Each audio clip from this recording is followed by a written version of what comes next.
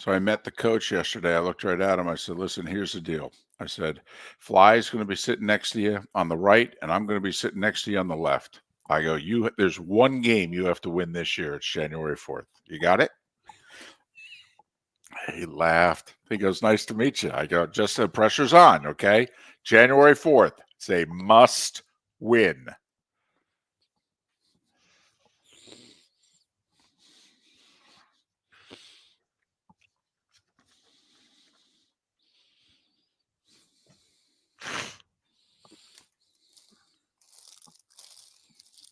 I think it's the first conference game of the year for both teams.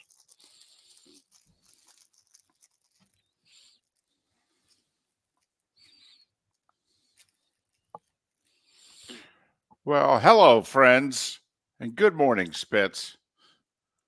Thank you, and hello again, everybody.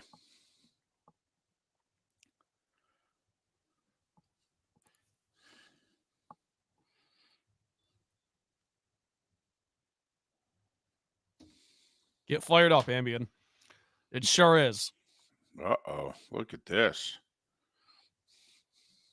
Honcho, Baby Jules, Ambien. All right, here we go.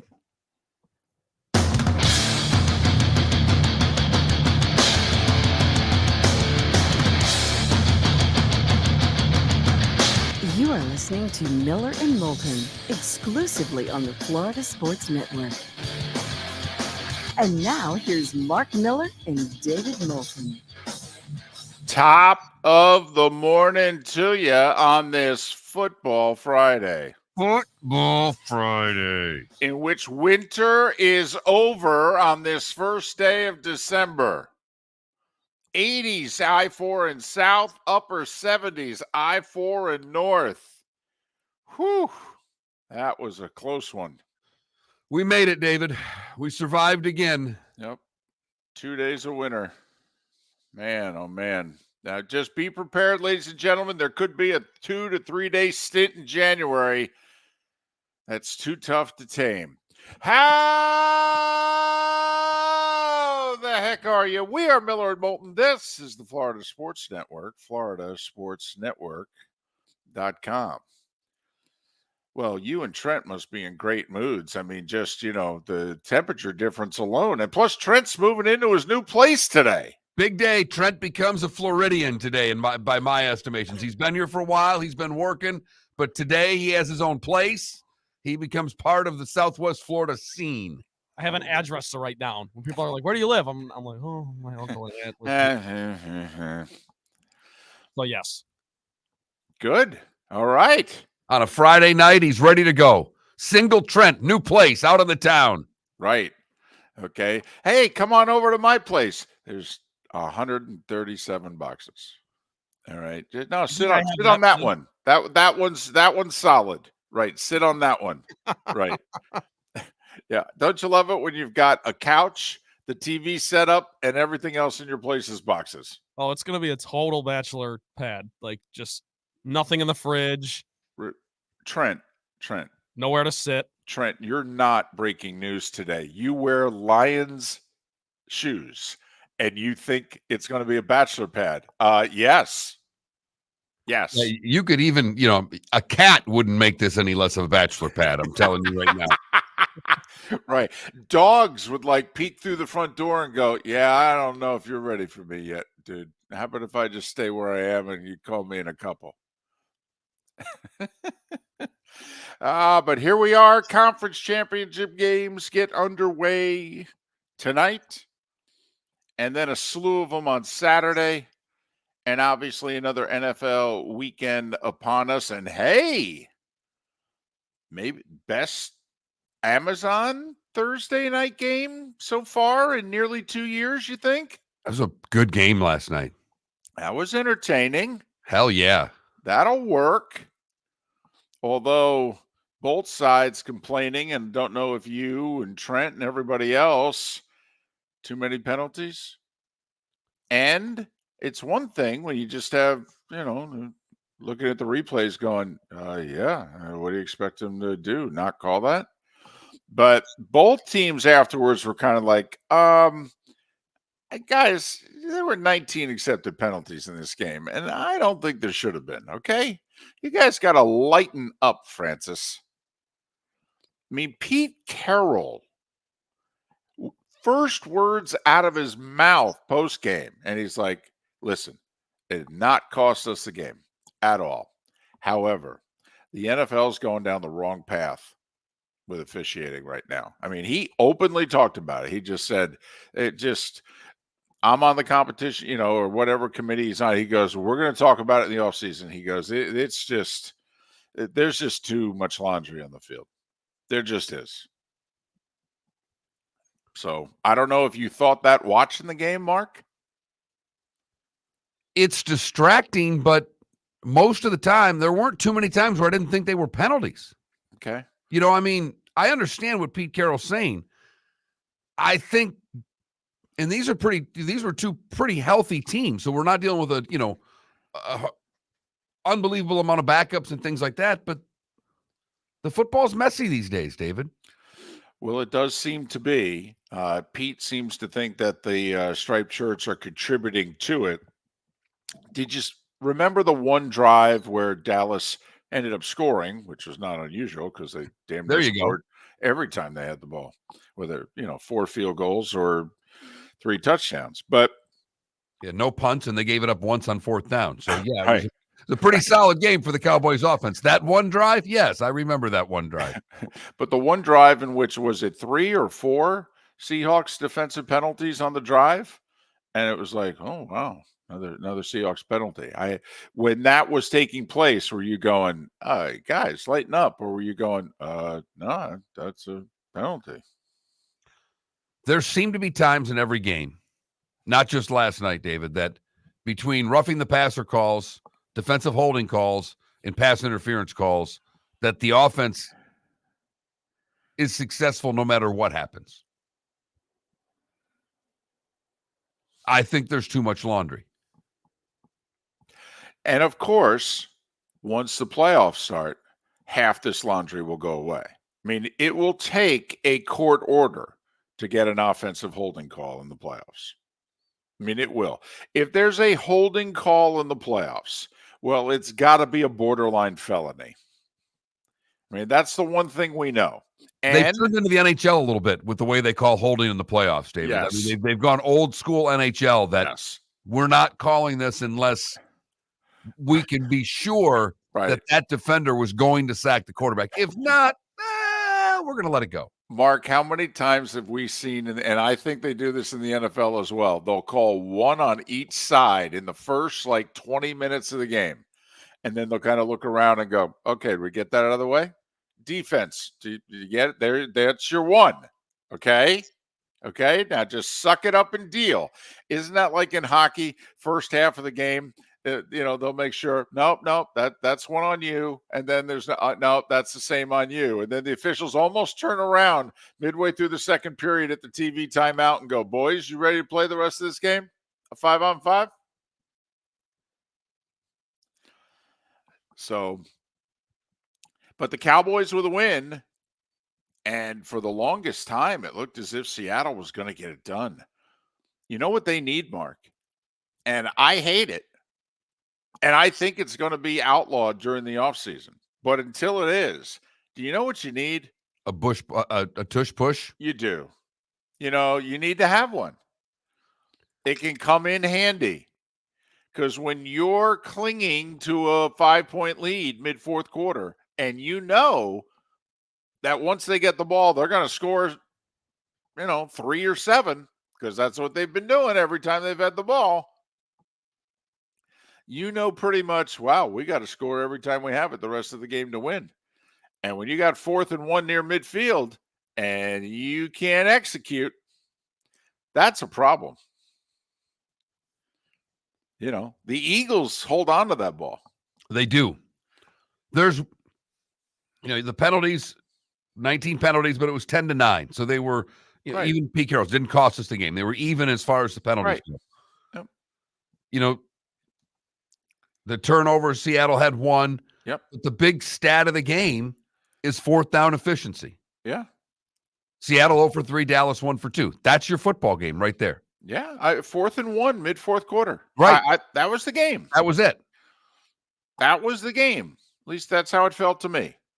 Right there with you. Yeah, when they're going for it here, it's like, yeah, they have to. Basically, everybody's just going to score every time they have the ball. So you need to keep the ball. Keep scoring. Even a field goal here, back up 8. Okay, yeah, tough to lose in one score when you're up 8. But, boy, that would have been huge for Seattle. Huge now. They've lost 3 in a row, and now they got to go to Frisco in 10 days. Whew. Boy, Gino has his best game of the year. This just in, Mark. DK Metcalf's open. I think he's open right now. Yes. No, that's what I mean. I mean, he got off the plane, and the Washington National Guard is there, and he's like, "Oh, I'll get open. Don't you worry." I hope, what's it? Last week before the playoffs in fantasy football? Depends. Getting there. And so I'm watching it last night going, oh, man.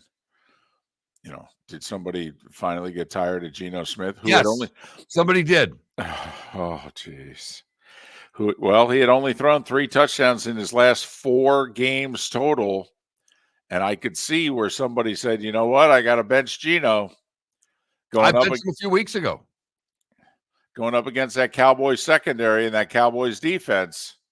The way to move the ball in Dallas is to run it, not to throw it. So I'm watching the game thinking, oh, man, who benched Geno? Your co-host. Oh, okay. Well, the season, my understanding is, has gone about that well for you. It's been going better lately. Nobody cares about my fantasy team, but yeah, I laughed. That's just one of those that you go, all right, I think I made the smart decision based on what's been going on. Right. And that shows you what this league is. Right. Whether you're doing prop bets, gambling, whether you're playing fantasy football, whatever the case may be, you don't know. So Dallas with the win. And they're just hoping San Francisco can do their bidding for them in 2 days. Because if San Francisco beats the Eagles, then Dallas is hosting Philly a week from Sunday with first place on the line in the East, baby.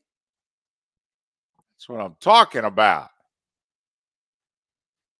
The college football season feels like one season. It just feels like one continuous season. The NFL almost seems like there are 3 seasons in one. There's the beginning of the season in which teams come out and do their thing. There's the middle of the season, which, like San Francisco kind of had a little faltering during the middle part. And now we're in that stretch drive where we see who is a real football team. Yep. Denver started 1-5. Now they're 6-5. Okay, here we go. Post-Thanksgiving. Let's see what you got. Denver at Houston, couple of 6-5 teams. Big game. We'll talk about it with Pat Kirwan coming up in our 8 o'clock hour. But a fun start to the football weekend. Now will the conference championship games deliver? There's enough of them. Well, there are 10 conferences, so there are 10 games. I picked them all. Every one of them. Wow. Against the number? That's what you told me to do yesterday. Well, I don't know if I told you to do, but you put it up to, a vote amongst the peeps. And the listeners said, hey, pick all the games. So, of course, this morning, I didn't. I looked at them and went, I don't know. I'll just pick these. So let me get this straight. You have 37 picks and I have 5? That seems to be the case. I haven't even gotten to the NFL yet, and I've already got 10. I'm raring to go, David. This is my kind of football Friday, championship weekend. Thanks for listening, Miller and Moulton. Located on the East Trail, locally owned Naples Tiki Bar and Grill is an outdoor eatery next to the Hitching Post Shopping Center. Island-inspired food with a true tiki theme. The best place in Naples to enjoy the beautiful weather in Southwest Florida. The Naples Tiki Bar and Grill offers a great menu for dine-in or takeout. Enjoy our famous pulled pork, huge burgers, and tiki bar cocktails. Don't miss happy hour every day from 3 to 6 and live music 7 days a week. See you soon at the Naples Tiki Bar and Grill, 11498 Tamiami Trail East. The law firm of Michael F. Hornung has successfully represented the citizens of Southwest Florida for over 30 years. As a former prosecutor, the information I know is information you need to know. If you've been arrested for a DUI, a criminal matter, or involved in an auto accident, call the law firm of Michael F. Hornung. I'm a local attorney with local knowledge to assist you through the process. For a free consultation, call 239-437-0095. That's 239-437-0095. Offices in Florida. Ladies and gentlemen, once again, Hi. Excuse me. Hey, the line starts back here. Ma'am, if your party's not here, you're going to have to go around again. If you had the opportunity to avoid all this, wouldn't you? Salt Live is the official transportation provider of the Miller and Moulton Morning Show, making your trip to and from the airport seamless and stress-free. Salt Live is supported with the help of local partners like the Bayfront Inn. Gather your family and friends and enjoy a leisurely day on the water with a pontoon or deck boat. If you prefer to explore the waterways without a motor, the Bayfront has canoes, standboards, and kayaks. At the end of your journey, enjoy lunch or dinner at the Bamboo Tropical Bar and Grill. The Bayfront Inn, something for everyone on 5th Avenue in downtown Naples. BayfrontInNaples.com. When you need a ride, book with Salt Live Transportation, 308-8686, or book on saltlivetransportation.com.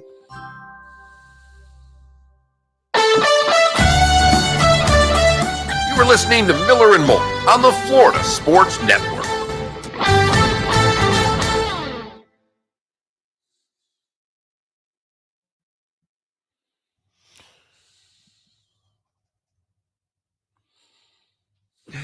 Guillermo, are you sure you just don't want to pay off that stone crab bet after that 75 bet yesterday for Tiger?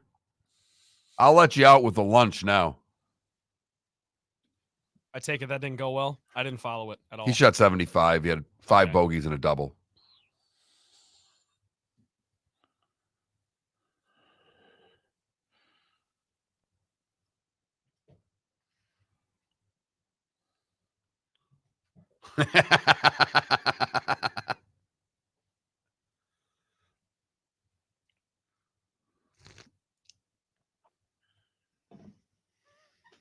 Does he ever?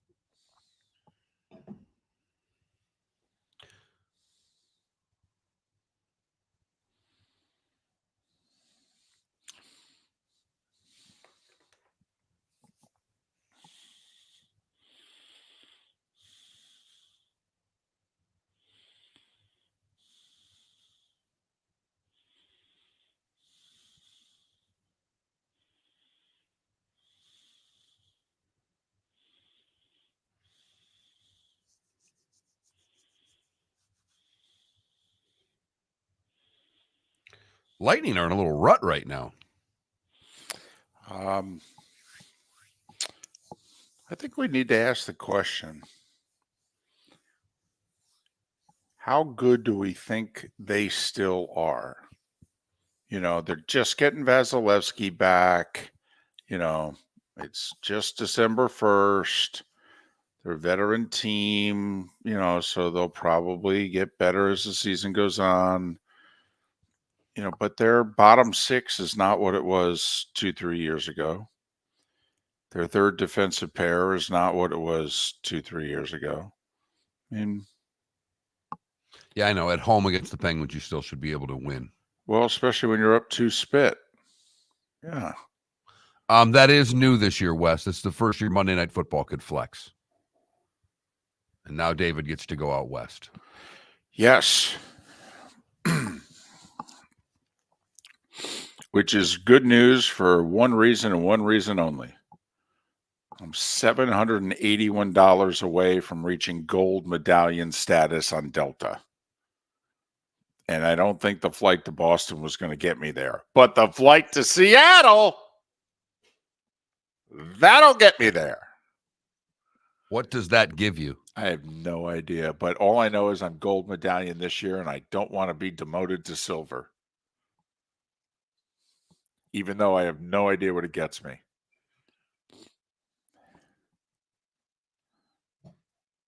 It's flying status, Mark. It's flying status. Here we go.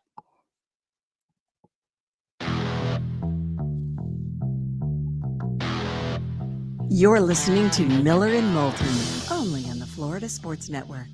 And now, here's Mark Miller and David Moulton. 21 minutes after the hour, and we have a couple of developing stories at a very early hour on this Football Friday. Football Friday. So, Mark, I don't know if you've noticed, but the line on the Louisville, Florida State game keeps going down. Sure does. Yes. It's 1.5 now, David. Down to 1.5. It has dropped a full point in less than 24 hours. Do you know why? There are whispers that the backup quarterback for Florida State, that he's not going to be able to play because of that late hit in the Gator game. That's still bothered. Concussion protocol, maybe. And Florida State may be playing a third stringer against Louisville. That's what's being whispered in the last 24 hours. That'd be a pretty big development if true.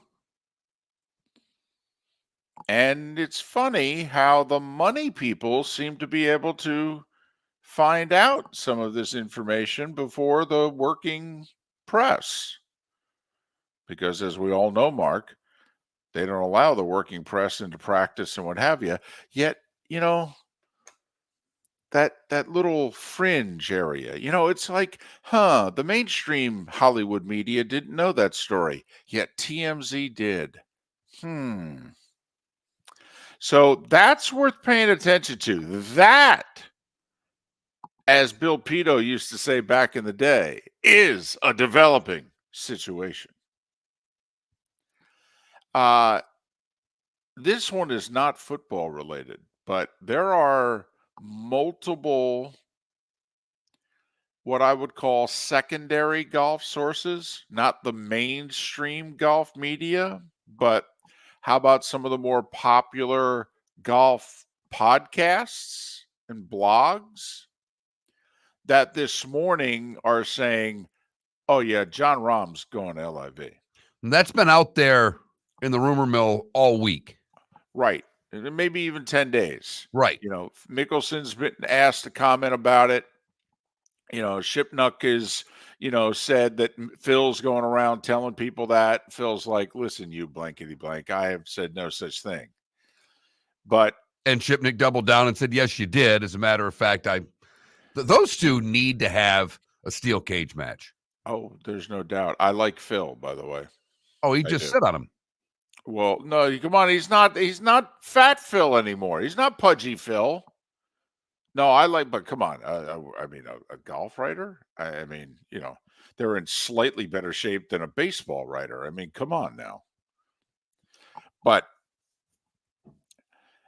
so that would be interesting.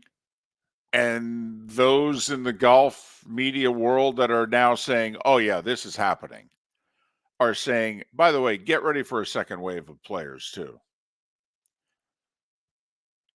And that this has everything to do with PGA Tour leadership. And they don't think that there's going to be a deal worked out between the money people in Saudi Arabia and the PGA Tour, and that they just don't trust the PGA Tour people anymore. And so I'm going to go. Now, this will get very interesting come Ryder Cup time in 2025 if John Rahm and one or two others go. This ain't the late 40s, early 50s crowd getting up and leaving. It's real easy to tell Ian Poulter your Ryder Cup days are done. Tell John Rahm his Ryder Cup days are done. Who's really popular, by the way. That's the other thing. It's going to be tough to hate John Rahm. People like John Rahm. Now, don't get me wrong, Mark. They're going to come after him because they have to. He's now wearing the black hat. But reportedly $600 million, $300 million up front. Buy. I mean, for the record, buy. And it's a 6-year deal. So it's $50 million a year.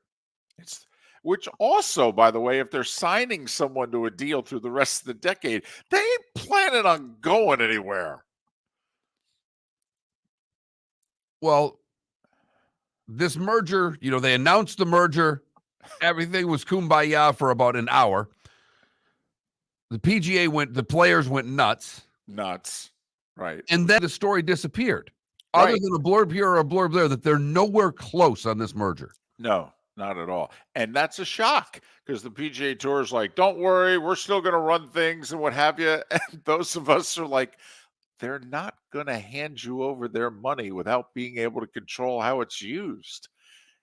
Okay. Find me the deal where the person who provides the money gives up control of the money. Hello? So in the immediate short term, what's it? Rademacher? There are whispers that he ain't going to be able to play tomorrow for Florida State. Well, okay. I mean, third string quarterback going against Louisville. If you thought this game was close to a toss-up before, and now what do you need? Conference championship Saturday. I mean, what if Florida State loses? What if we just do that? Florida State loses and all the favorites win. Does that mean Texas? Georgia wins, Michigan wins, the Pac-12 champion comes down to Texas and Ohio State, right? Right. Which, by the way, if you're a Buckeye fan, you needed Florida State and Texas to lose, and then I think you'd be in. I know everybody's saying, oh, they got no shot. No, actually, it's pretty simple math. That's their shot. I mean, you just spelled it out. That's what they need. They need a Georgia win. Yes, absolutely. Everybody who's on the outside coming in needs Georgia to win. There's no doubt about it. A Florida State loss and a Texas loss. Right. Which, oh, by the way, if this is true, is this also an opening for Georgia? I mean, let's just say Florida State and Georgia lose. So Michigan's in, Pac-12 champions in, Alabama we put in, right? Right. SEC champion. And so then it comes down to Georgia and Texas, right? And then Ohio State, the best, and Washington. Let's just assume it's Washington. All right, because obviously if Washington wins, Oregon with 2 losses, they'd be out. So we'd line up the 4 one-loss teams. Texas is a conference champion. Georgia, Ohio State, Washington are not. Who goes? I think Texas would go. I think they would too. I think it'd be as simple as same record. We beat Bama, you lost to Bama. Enjoy that Ohio State game. People will be interested in that. But so that's worth paying attention to. The line is a moving, and it's a moving. That usually means something's going on. And who found out about it? The Sharks. The money people. First. And always. It always seems to go that way. And forever. They have a very important role in our society, Mark. They do. People discount them, push them to the side. You shouldn't. You should look at them with regard. Except for the College Football Playoff Committee. Yes. In that case, we don't want to hear from them. We actually want the resume to still mean something. You got to pick your spots with the bookies. Miller and Moulton, starting 5s next. Visit Jason and Todd at the Diamond District. 20 years ago, Jason and I had the idea for a jewelry store like no other, with a vast selection of certified diamonds priced 8 to 12% over cost. A team of individuals who are educated, driven, and believe in cultivating relationships. Today, we have become one of the largest independent jewelry stores in the country. Todd and I love what we do and are in the store nearly every day, along with our GIA gemologists, master jewelers, custom designers, and non-commissioned diamond consultants, all of which we consider family. As direct diamond importers, we travel the world, forging relationships and sourcing diamonds. What we love most about our business is that we can call Southwest Florida our home. If selection, value, and comfort are important to you, give the Diamond District an opportunity. You won't find a better diamond buying experience. Todd and I look forward to shaking your hand and welcoming you to our Diamond District family. At the Diamond District. The law firm of Michael F. Hornung has successfully represented the citizens of Southwest Florida for over 30 years. As a former prosecutor, the information I know is information you need to know. If you've been arrested for a DUI, a criminal matter, or involved in an auto accident, call the law firm of Michael F. Hornung. I'm a local attorney with local knowledge to assist you through the process. For a free consultation, call 239-437-0095. That's 239-437-0095. Offices in Fort Myers. Hello, friends and family of Southwest Florida. Are you looking to tap into the electric vehicle market? Well, look no further, because we here at Southwest Florida Golf Carts have just what you need. E-bikes, golf carts, LSVs, scooters, and more. Come down and talk with one of our experienced sales reps, have a soda and a smile, and you could be cruising the streets in your new EV today. Stop by the store or visit our website at flgolfcarts.com and enter for a chance to win $100 off your next purchase by answering John's monthly sports question. You were listening to Miller and Moulton on the Florida Sports Network.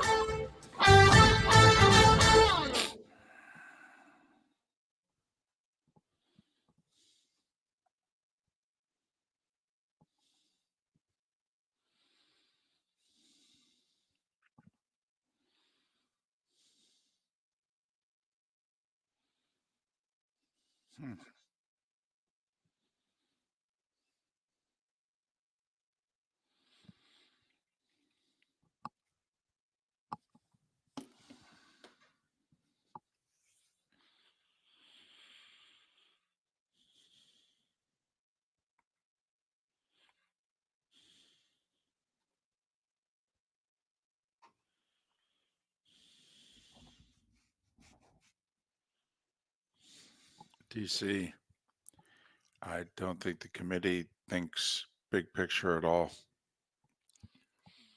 That's the freshman's name, Ryan? Brock Glenn, the highly touted kid?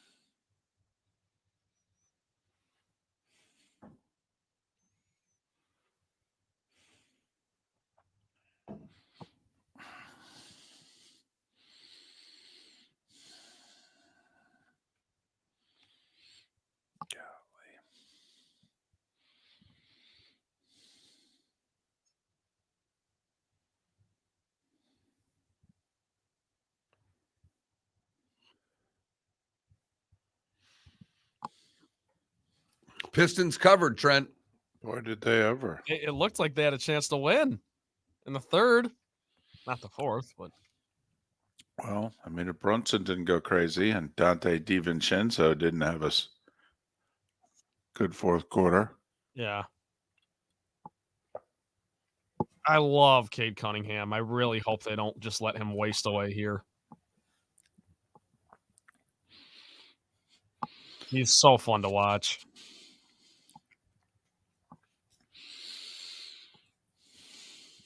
"31 points on 12 of 20 shooting last night."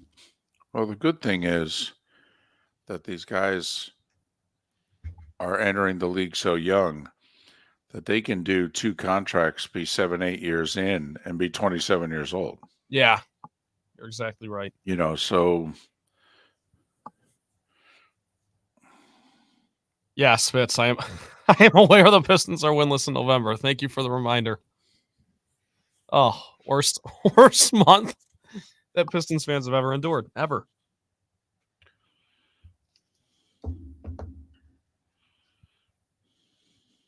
So many of them were close, too. I mean, opening night, they lost to the Heat by a shot.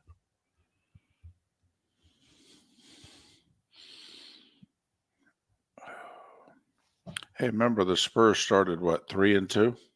Yeah. They've lost 13 in a row. They're bad. But they get to be on TV because they got Wemby.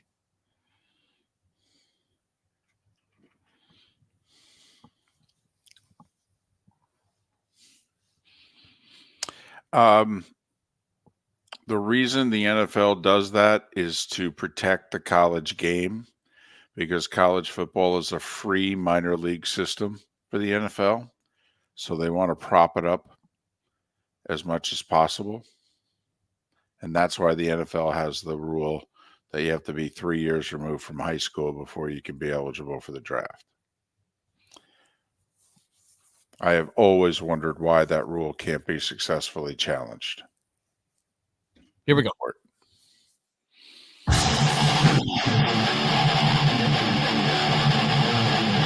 You're listening to Miller and Moulton, exclusively on the Florida Sports Network. 22 minutes before the top of the hour. Lee Sterling will join us at the top of the hour to make his picks, coming off a very successful week, 4-1 on this show. Got his game of the week right as well. He's on a bit of a nice run with his game of the weeks here. Had a rough batch at the beginning of the year. It's kind of found his stride. Mark, you talk about there being 2 or 3 seasons when it comes to Lee's game of the week. His second season is certainly much better than his first. So Lee coming up in 20 plus minutes time. Pat Kirwan will join us at the top of the 8 o'clock hour. Right now it's time for The Starting Five.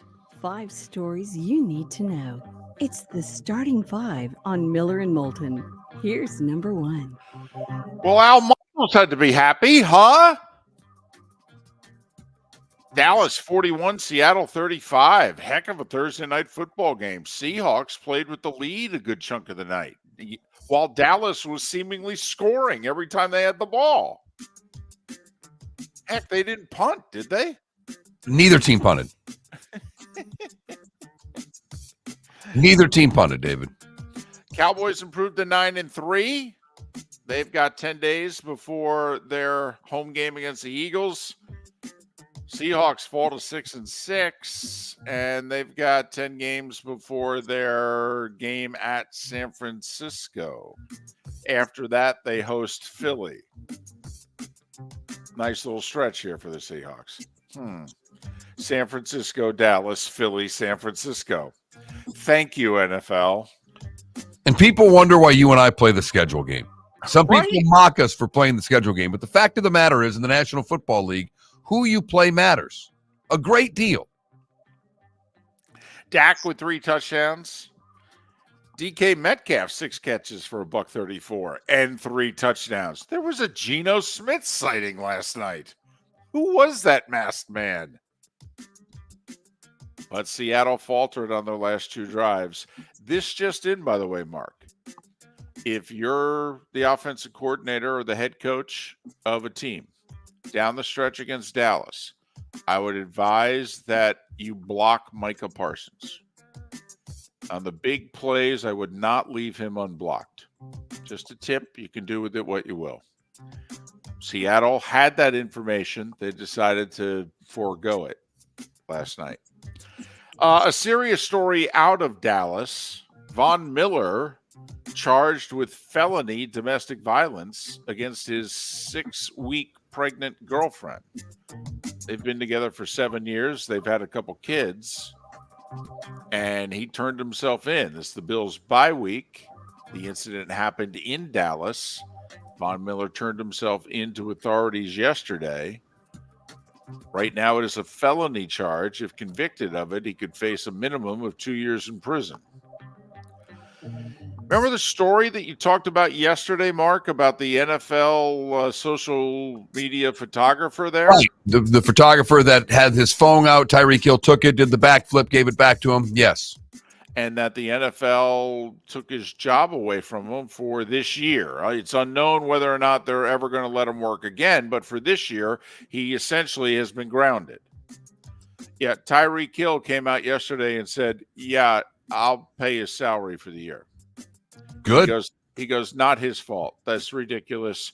Okay, that's a good guy. I'll find out what he makes, and I'll just cut him a check. Okay, don't worry. He'll be taken care of. This is ridiculous. Good for Tyreek Hill. I just, you know what? Come on. Don't we want 10 more touchdowns from Tyreek? I want 2,500 yards receiving now from Tyreek. I want him grabbing everybody's phone and doing backflips. I do, yes. I want him planting phones in the ends just like Joe Horn did. Yes, absolutely. Zach Ertz is 33 years old. He's nearing the end, and he's stuck in Arizona. And he went to the Cardinals, and he said, come on. I don't know how much time I got left, but we ain't going anywhere. Could you cut me? I'd like somebody who, pick me up who can contend for a ring. I'm probably retiring. And they said, yeah, sure, we can do that. So Zach Ertz is available. He's got to clear waivers first. Anybody could claim him. He's hoping nobody does, and he could pick the team that he goes to. First time in history that Monday Night Football given the ability to flex and change their schedule. And yesterday, ABC did just that. Joe and Troy on December 18th were supposed to be in Foxborough for the Chiefs and the Patriots. And you got Patrick Mahomes on the Chiefs, pretty big draw. Robert Kraft, most influential owner in the league. I can tell you, behind the curtain, the thought was that game couldn't get flexed. It would just ruffle the wrong feathers. Remember earlier in the week, I joked about the production meeting in which I said, how about if you call Robert Kraft? He may not want his team on national television. Once again, Mark, I'm an idiot. But the game got flexed. The nation will not be subjected to the Chiefs and the Patriots. In 2.5 weeks, you will get Philadelphia at Seattle, which will be a huge game for Seattle. They'll likely lose to Frisco in between. They'll be 6-7 fighting for their playoff lives. And the Eagles will have just run this gauntlet of Kansas City, Buffalo, San Francisco, Dallas. And who knows? They could be tied for first with the Cowboys, protecting a one-game lead. And they come staggering in going, oh, man, really? I play these guys? So that'll be Monday Night Football on December 18th. That'll be the only Monday night game flex, by the way. The Christmas Day game's locked in. Baltimore and San Francisco. Hey, Conference USA Championship game tonight, Mark. 7 o'clock, CBS Sports Network. Undefeated Liberty trying to cap off a perfect season.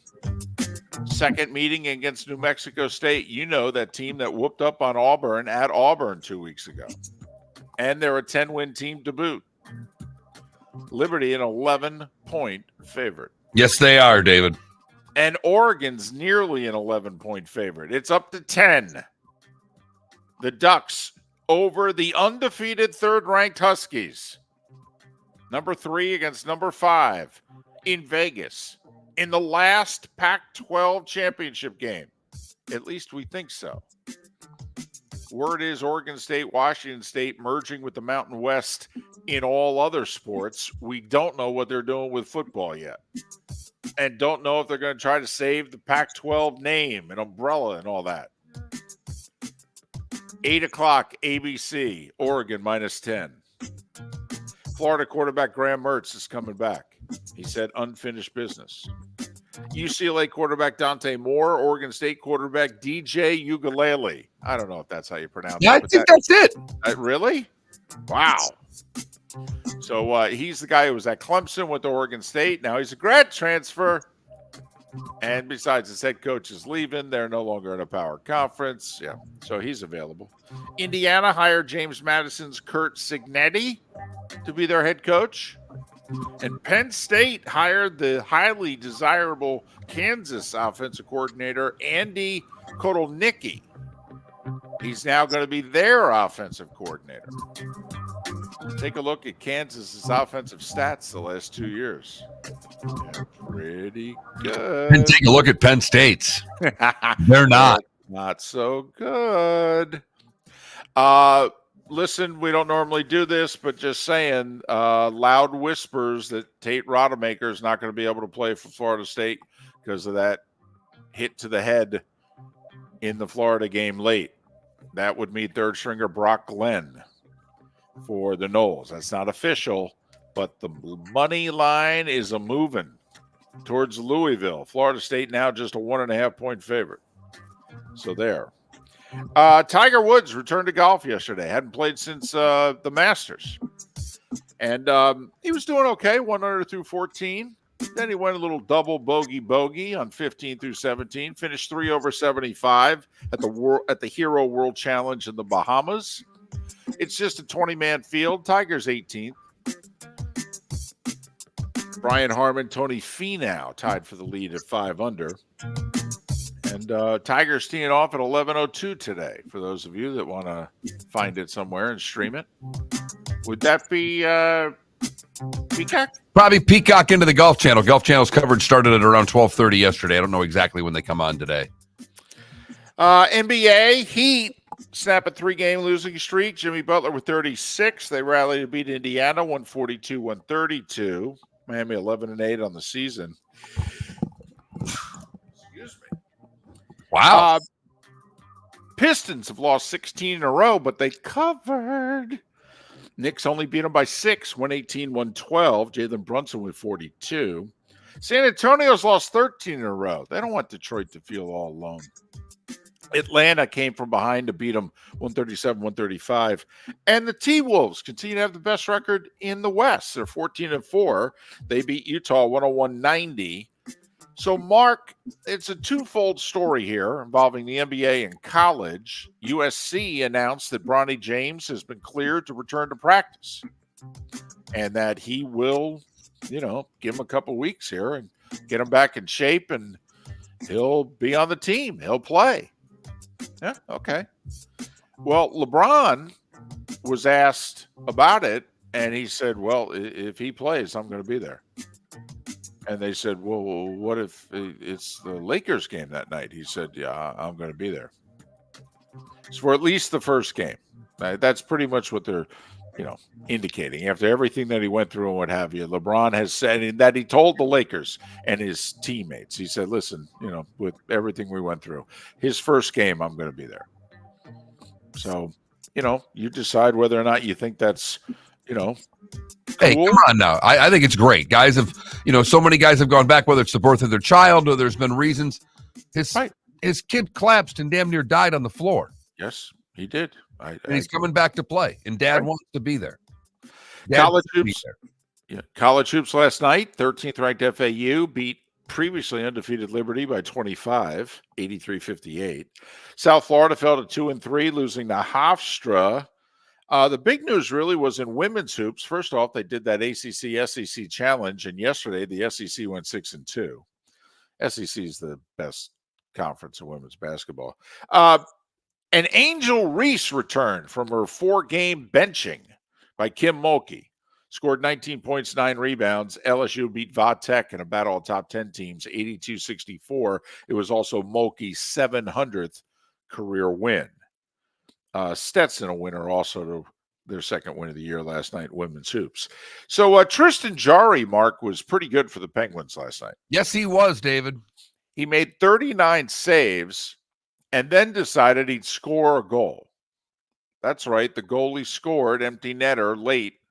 Penguins 4-2 over the Lightning. That's 3 losses in a row for the Lightning, isn't it? That's got to get you player of the game, doesn't it? 39 saves and a goal. You got to be the first star, right? Right. Florida with 4 in the third. That's always handy. 5-1 over Montreal. Boston, Toronto, your guys' Wings, Seth's Devils, all winners last night. And Edmonton's won 4 in a row. After that horrendous start where their coach got fired, they're just 5 points out of a playoff spot right now. They beat Winnipeg 3-1. The going market's been set. If you're a middle of the road or slightly better than that starting pitcher, you're going to make between 11 and 13 million. Nick Martinez is a 33-year-old, had 9 good starts for the Padres last year and a bunch of relief appearances. And so the Reds signed him for 2 years and 24 million. 2 for 26. 14 of it next year. He can opt out if he wants. 9 good starts. 45 solid relief appearances. 9 good starts. ERA like under 2.5. 2 for 26. It's unbelievable what these pitchers are. And I don't begrudge anybody. Make what you make. Totally. But it's one thing to pay a top-end starter all this money. It's another thing to me to be paying middle-of-the-road starters what seems to be a lot of cash. Think about teams are basically paying 12 to 13 million a year for number 3/4 starters, counting on 150 to 180 innings. That's where we're at, baby. That's why if you can produce your own pitching through the system, life is a lot better for you. Take a look at the Tampa Bay Rays. And now that their pitchers are starting to make money, guess what? They're going to start trading them once they get them healthy. And don't worry, they've still got enough in the system. And that was the Starting 5 every weekday morning at this time on Miller and Moulton. It's time for Lee Sterling. He'll make his picks. He's fired up about them. He's in the on-deck circle. We'll go gambling next with Lee on Miller and Moulton. Hello, friends and family of Southwest Florida. Are you looking to tap into the electric vehicle market? Well, look no further because we here at Southwest Florida Golf Carts have just what you need. E-bikes, golf carts, LSVs, scooters, and more. Come down and talk with one of our experienced sales reps, have a soda and a smile, and you could be cruising the streets in your new EV today. Stop by the store or visit our website at flgolfcarts.com and enter for a chance to win $100 off your next purchase by answering John's monthly sports question. Ladies and gentlemen, once again. Hi. Excuse me. Hey, the line starts back here. Ma'am, if your party's not here, you're going to have to go around again. If you had the opportunity to avoid all this, wouldn't you? Salt Live is the official transportation provider of the Miller and Moulton Morning Show, making your trip to and from the airport seamless and stress-free. Salt Live is supported with the help of local partners like the Bayfront Inn.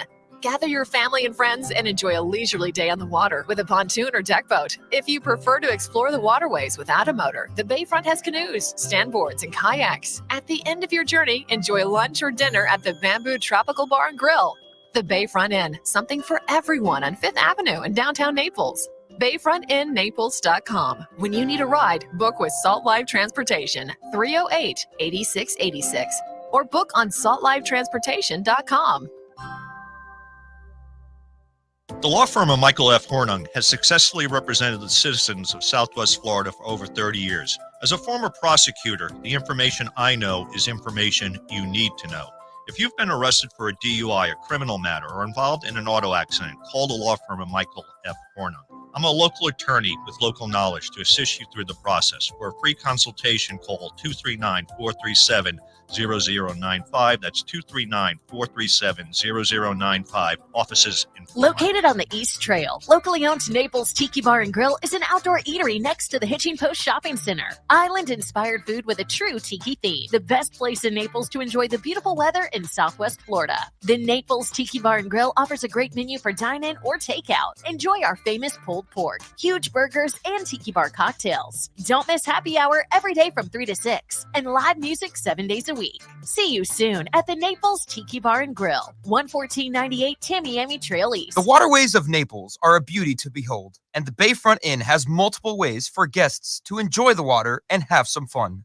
Gather your family and friends and enjoy a leisurely day on the water with a pontoon or deck boat. If you prefer to explore the waterways without a motor, the Bayfront has canoes, standboards, and kayaks.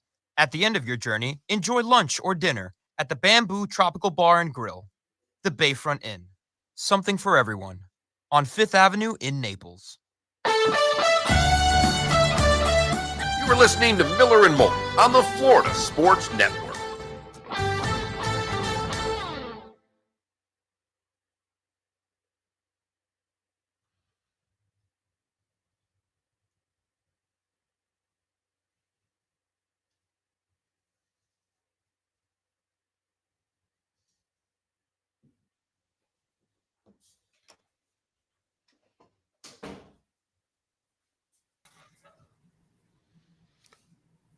Good morning.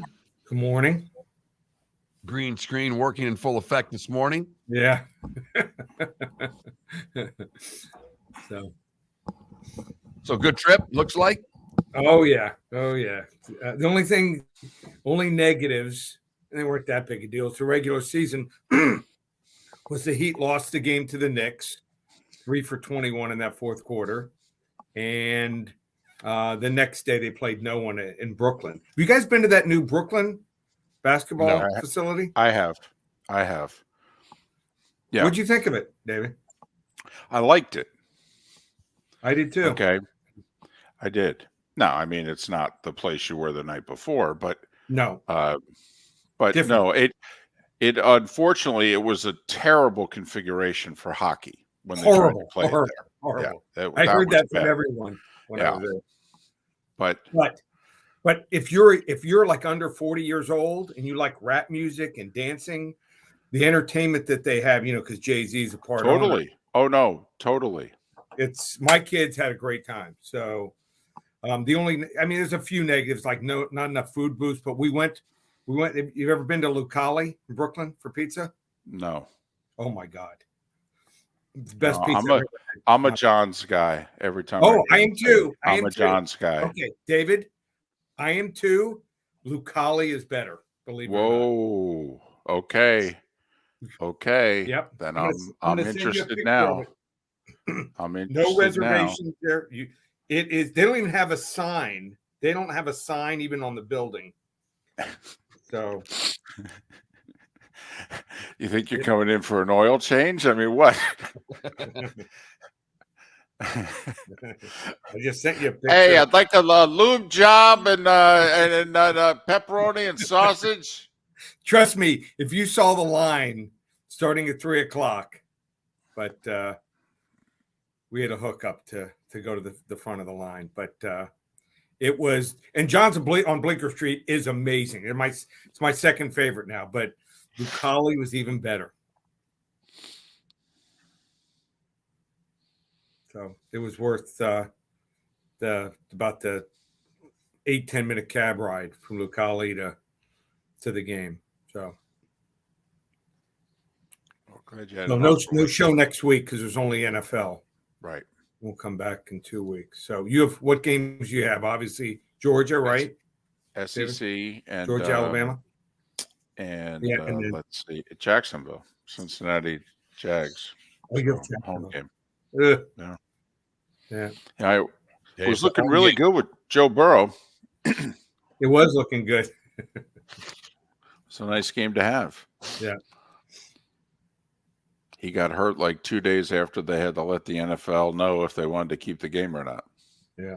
What game would they have done otherwise? Don't know. I'd have to go back look at the schedule right now. Right. Well, at least you don't have to travel far. Exactly. 10 straight days sleeping in my own bed. Wow. I know. It's amazing. So, in the parade, did you watch any of the parade? The most perfect day for a parade. I had to because of my wife and mother-in-law. They love it.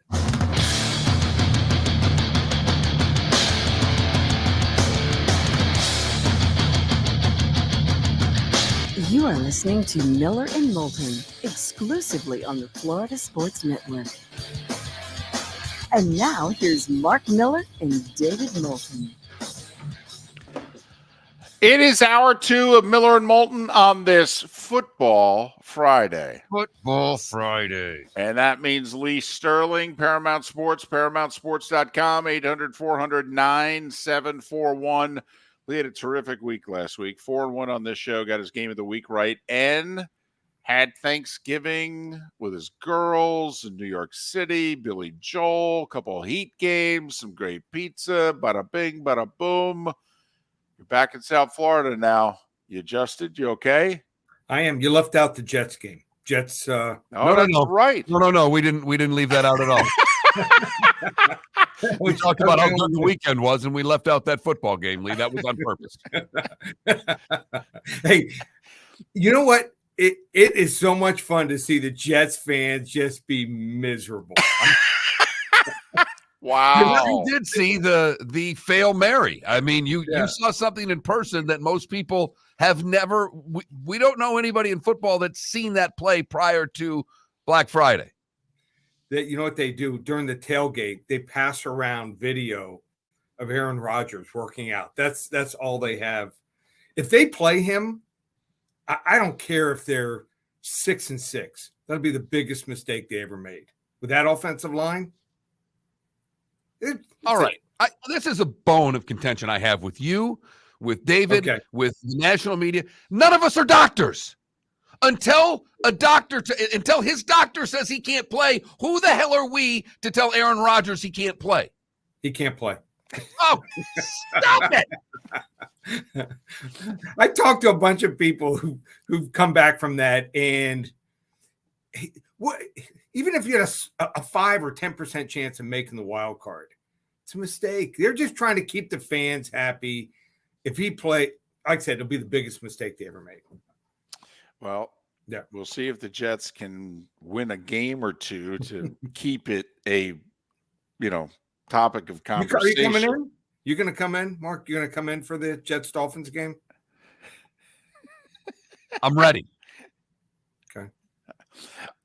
Let's get ready to pick some games here. We'll start with arguably the headliner, because if Alabama wins, oh boy, who knows what's going to happen in the college football playoff. Georgia, the line's moved. Opened at 5, went to 6. Isn't it back to 5? Yeah, it's back like 5.5 now. Crazy. All right, so let's go with 5. What do you got? So both teams were sleepwalking last week. Alabama escaped outside of the Mario Cristobal non-taking the knee as the worst coaching decision. Would you agree that Auburn rushing 2 and having a spy, second worst? It was not good, I'll tell you that. Now, I would argue Dan Lanning's decision-making in the Washington game is up there, but okay. Okay. So what got lost in last weekend was no one was talking about Georgia, only winning 31-23. I think that they're vulnerable a little bit. I mean, both these teams are good, but they've given up almost 5 yards per carry, 4.9 yards per carry the last 2 games against Tennessee and Georgia Tech. I think that this Alabama team with Milroe, who's finally really playing at a high level, and hey, I know that Georgia has won 29 straight, but Alabama's won 7 of the last 8 here. I think Alabama's going to get the job done. Wrong team favored. Alabama, I think they win this game outright, 27-23. Well, a lot to be made in this ACC championship game. The line is moving. There is talk that QB2 is out. They're going to QB3, that Brock Glenn may start. the true freshman for Florida State. The line is now 1.5, Florida State and Louisville, Lee. If Jordan Travis plays, I lay 8.5 points. They are a different team without him. They got dominated for a full 3 quarters. They were able to pull it out. The score was very misleading. So what's interesting about Louisville is 3 times they've turned the ball over 3 times in a game. First 2 times they came back and dominated Notre Dame 33-20 and then shut out Duke 23-0. I'm not saying Louisville is great, but after a bad game, they seem to play extremely well. And Florida just didn't quite have the playmakers to bust open some of these big plays. Louisville has better running backs, in my opinion, and receivers, and a much better quarterback. They're one of these teams that you count them out, and then the next game they play the best game of the year. It's going to be tough for Florida State, and no one wants to see them in. If they get in, we could see a game like Cincinnati a couple of years ago where they get blown out. I like Louisville here. Another upset here, 30-24 Cards. Well, I think Florida State's got terrific receivers. I just didn't think they had a quarterback who could get it to them last week. But all right, let's head to the NFL. The first one is the Monday nighter. We'll go Jacksonville, Cincinnati. Without Joe Burrow, the Bengals are getting 8. What was Zach Taylor doing? His game plan. You're without your starting quarterback. You got a backup quarterback who's, in my opinion, not even in the top half as far as backups. And you only run the ball 11 times, throw it 30 times. Huge mistake on their part. Also, I think the way to make Trevor Lawrence feel uncomfortable is make him throw over the middle. That's where he's had most of his interceptions. So if I was Cincinnati, that would be my game plan here. So just like last night, over touchdowns a lot when you're giving it to a quality team here. And I think Cincinnati still has a quality defense here. Jacksonville escapes 23-17. Tampa Bay and Carolina, this is another line that's fluctuated a little bit with the coach being fired. It's jumped back and forth. It's at 5. I've got it this morning. I've seen it as low as 4. So I always tell everybody shop if you're going to play this game. But how do you see it? Tampa Bay is just not a scorer. I mean, only one of the last 7 games they've scored above 20 points. So you're going to ask a team to cover and win by probably a touchdown or more. I think that is a lot. Carolina, that old system, coach, once they're fired, the kids that play for the new coach, they want playing time. The young players who are backups play a little bit harder. They want to get in there also. So we saw it with the Raiders, a nice bump for 2 games. Carolina is not as good as the Raiders. They'll get a bump for a game here. I'm calling for the upset here. Carolina. Whoa. You're calling for the upset. Well, if that's the case, we think Todd Bowles doesn't see the Monday presser.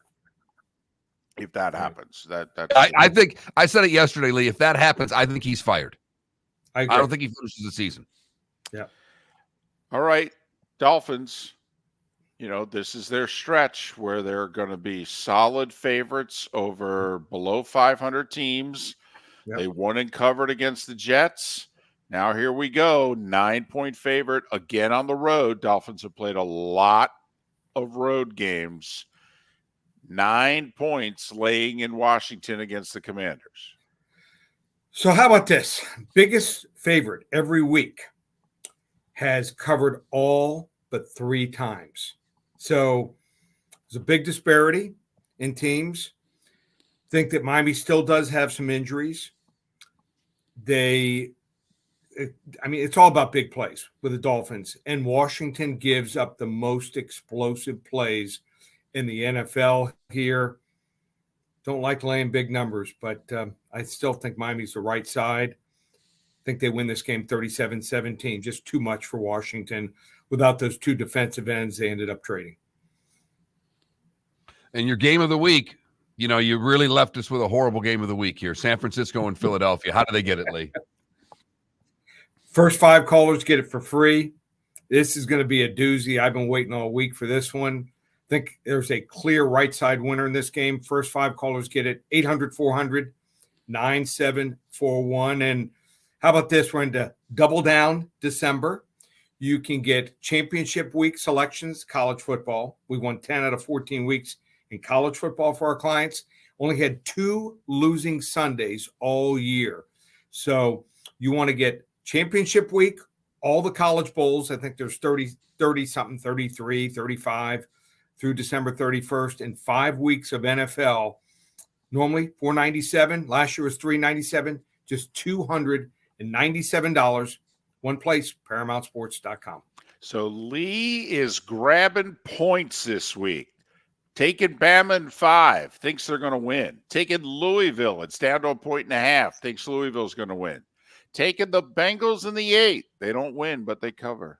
Taking Carolina in the 5, actually thinks they're going to win for the second time.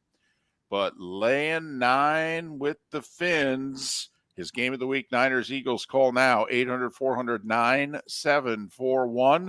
ParamountSports.com. ParamountSports.com. You can always follow Lee on Twix, Twitter/X at Paramount Sports. Lee, all the best to you and the family, and good luck in Double Down December. We'll do this in 2 weeks, okay? Sounds good, guys. Have a great weekend. Be safe. Lee Sterling, kind enough to join us once again here on Miller and Moulton. I don't know if I've ever seen him grab points 4 out of 5 before. Never. I've seen him do, 3 maybe, but that's a lot of dogs for Lee. And he's calling for 3 of the 4 to just flat win. What if he's right and Bama and Louisville win? Oh, baby. That and the whole Tony Petiti having to hand the trophy to Harbaugh. I got it. Mark having to hand it to Sark. I mean, there is a lot of glorious things that could happen this weekend, David. There really are. There is no doubt about it. So good way to start there with Lee Sterling, who went 4-1 on his picks last week. Also got his game of the week right. And like Mark said, once again, Lee ducking the big games in the NFL. He's going with the Niners-Eagles game as his game of the week. There you go. San Fran, 2.5, 3-point favorite, depending on where you look. Could shop around for that one also. Not in Florida, of course. No. But you can gamble in Florida. Yes, you can. Small baby steps. Maybe one day we'll be able to shop for point spreads. Right now, we can just gamble. Right. And they're opening their sports book a week from Monday. Bada bing, bada boom. That's right. Craps and roulette looks like I'm going to be out there. Oh, I'm jealous. I know. There was a chance that we were both going to be there. Oh, but jealous. It didn't work out. No. I will be throwing the bones early in the morning. I'm going to try to do it during a commercial break. Golly. I get you going when I eat in front of you. You're going to be gambling in front of me? I don't know what's worse. I really don't. Miller and Moulton. The law firm of Michael F. Hornung specializes in criminal defense, DUI, personal injury, nursing home claims, and auto accidents. I'm a former prosecutor with over 34 years of experience. The information I know is information you need to know.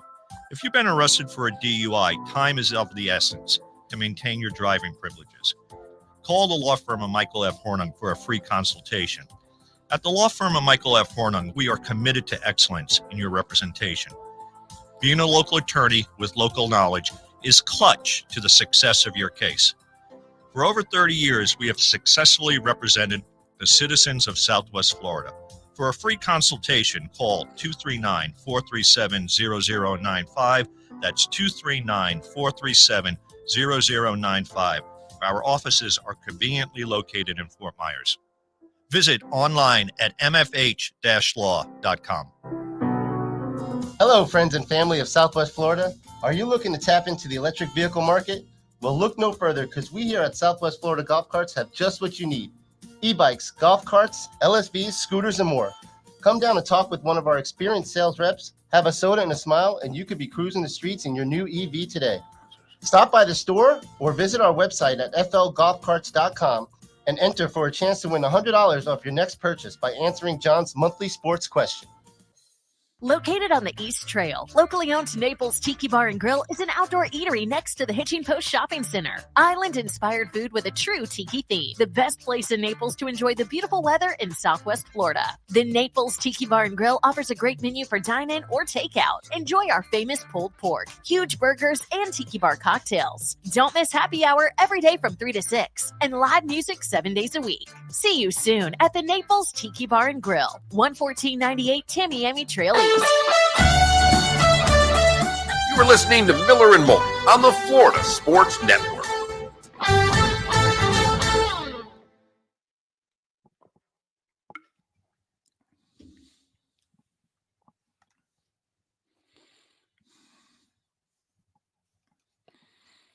I would like a photo of the shoes. Do you have them on? No, I don't. But I'll get a photo for you. Hang on.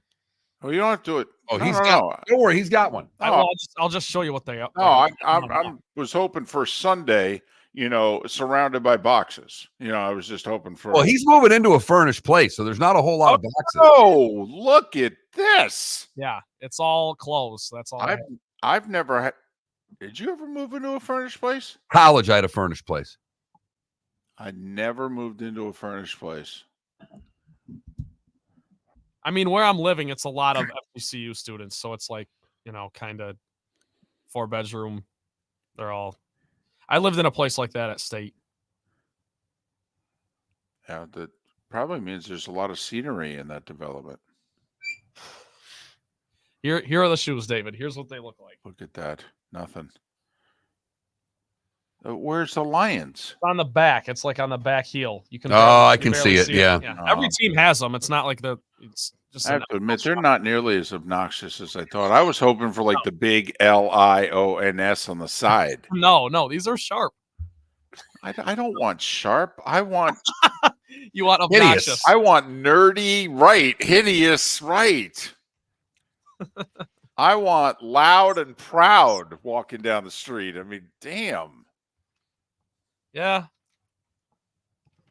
The most loud and proud shoes I own are they're like vintage Patrick Ewing, big, giant block. They say Ewing 33 on the back. It was a very impulsive decision to buy those like 3 years ago. Wow. So I know. I love them. They're the best. Do you wear them? They're black and white, so I wear them occasionally. They match everything, Wow. You wore Patrick Ewing shoes. You Yes. bought them in 2020. I'm a big Patrick Ewing fan. He retired in 0203 with the Wizards or the Magic. Was it the Magic? Well, he went to Seattle for the Knicks. He went to Seattle. He did do Orlando. I think it was Orlando that he retired with, but I'm not sure. Anyways, I have his shoes. They're just big, uncomfortable, clunky, giant shoes. Yes, he could, Canada Relief. Yes. No one leaked quite the way that Patrick Ewing leaked. No. And That's coming from me. I was just going to say, and this comes from Mark, who, remember, runs hot.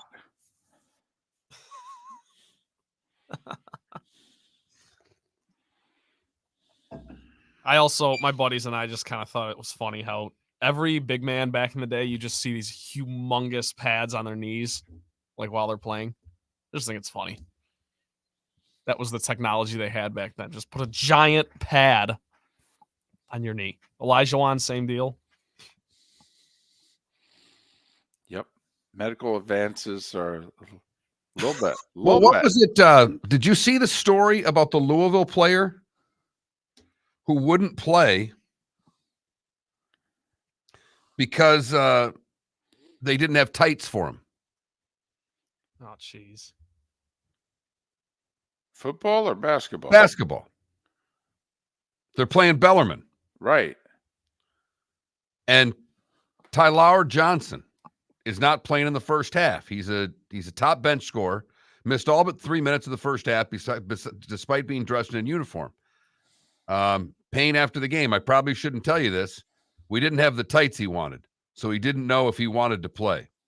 Oh, yeah, you heard it. We didn't have the tights for him he wanted. We never had for him. He decided I don't feel like I can go. That is so ridiculous. Louisville needed them. They barely won. They're going to be hiring a new coach after this year. Kenny Payne will go back to John Cal in Kentucky.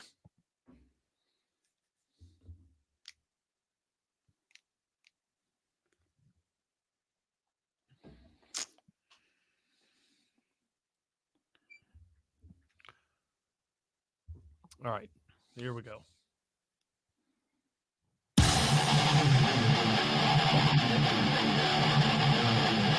You're listening to Miller and Moulton, exclusively on the Florida Sports Network. 21 minutes past the hour. Pat Kirwan will join us coming up at the top of the hour. Miller and Moulton to make their picks against the number coming up. It's a controversial segment coming up. Got that right. Yesterday, Mark just threw it out there. Should I stick to my normal 5 picks, or since it's conference championship weekend, should we pick all the conference championship games? I know early voting was pick them all. I got up this morning, looked at the games. I'm like, I'm not going to pick them all. Mark's like, what? And I don't even remember it this way. I remember David saying we're picking all the David games. was all for it. I remember David saying we're going to pick all the games. Yeah. And I said, well, how about, because we have this little feature on Twitch. Yeah. I thought what I said was that we have this feature on Twitch where we can get tips. And if they tip us money, we're going to run a parlay on the picks that we're the same on. And then we were all in. So I picked all the games based on David's telling me we were picking all of the games. David's blessing. And now we're not picking all the games. Well, if you're picking the games, I'll pick the games. I mean, I put so much thought and analysis into them. I mean, yesterday I broke this down, 2 computer screens, notes. Yeah, Mark was crunching it over there. I mean, let's see. The MAC championship game. The schools are either from Michigan or Ohio. In this case, they're both from Ohio. All right. Whatever. I-75 war, Miami of Ohio and Toledo. It's just right up there with the I-4 war. Exactly. Make it happen in the bowl game, ESPN. No doubt. They're not going to. No. Well, UCF wants to play Miami in a bowl. Miami's like, no, I don't think so. South Florida wants to play UCF in a bowl. UCF's like, yeah, that ain't going to happen. My favorite one is Jerry Kill is the head coach of, is it New Mexico State? He's the former Minnesota coach. Right. Minnesota is apparently needed. They're the one below 500 team that's needed to fill out all the bowl games. They're 5-7. They're at the top of the list. Apparently, they go by APR. They go by academics. Right. And of the 5-7 teams, Minnesota has the best APR. So apparently, Minnesota is going to get to go to a bowl. The thought is they're going to put, and I think Jerry Kill's coaching New Mexico State. That's correct. The thought is they're going to put Jerry Kill, former Minnesota coach, who basically lost his job because of health issues, against the guy who ended up replacing him on a full-time basis, PJ Fleck, and Minnesota. Matt Baker had a great piece yesterday about saving the bowl games going forward. And just, games, because of conference alignments, a lot of these games couldn't happen. But he's like, all right, Oklahoma and USC should be playing one another in a bowl game this year. Sure. You can't have conference teams don't play one another. But he suggests that Kentucky plays A&M. They didn't play in the regular season. And after A&M said, we don't want Mark Stoops, what better game to have than A&M versus Kentucky? No, I like it. That, and then the obvious is the USF and UCF game. It's obvious. It's too obvious. That's the problem. Well, no, there's, and I will say, the UCF fan listening is like, hold on a second now. For 10, 15 years, they wanted nothing to do with us. When they were better than us, we were like, listen, bring us with you. We'll be tandems in conference. And South Florida was like, no, we don't want you on the same playing field as us. Yep. Okay. And so now that UCF in the last decade has risen above South Florida, all right, UCF's like, we remember and we hold grudges. And listen, if anybody can respect remembering and holding a grudge, it's Miller and Moulton. There's no doubt. But part of me is taking it one up from the grudge and saying, not only will we play you, we're going to beat you 57-7 and widen the gap even further. But of course, the danger is they don't. And then it's like, blank. Like, well, was it last year or the year before? Florida played UCF. Now, 6-6 Florida team played a 6-6, 7-5 UCF team. And what happened? UCF wins. Well, if Florida had won, I mean, is that how big of a deal is it for Florida? It's not that big a deal. It's a big deal for UCF.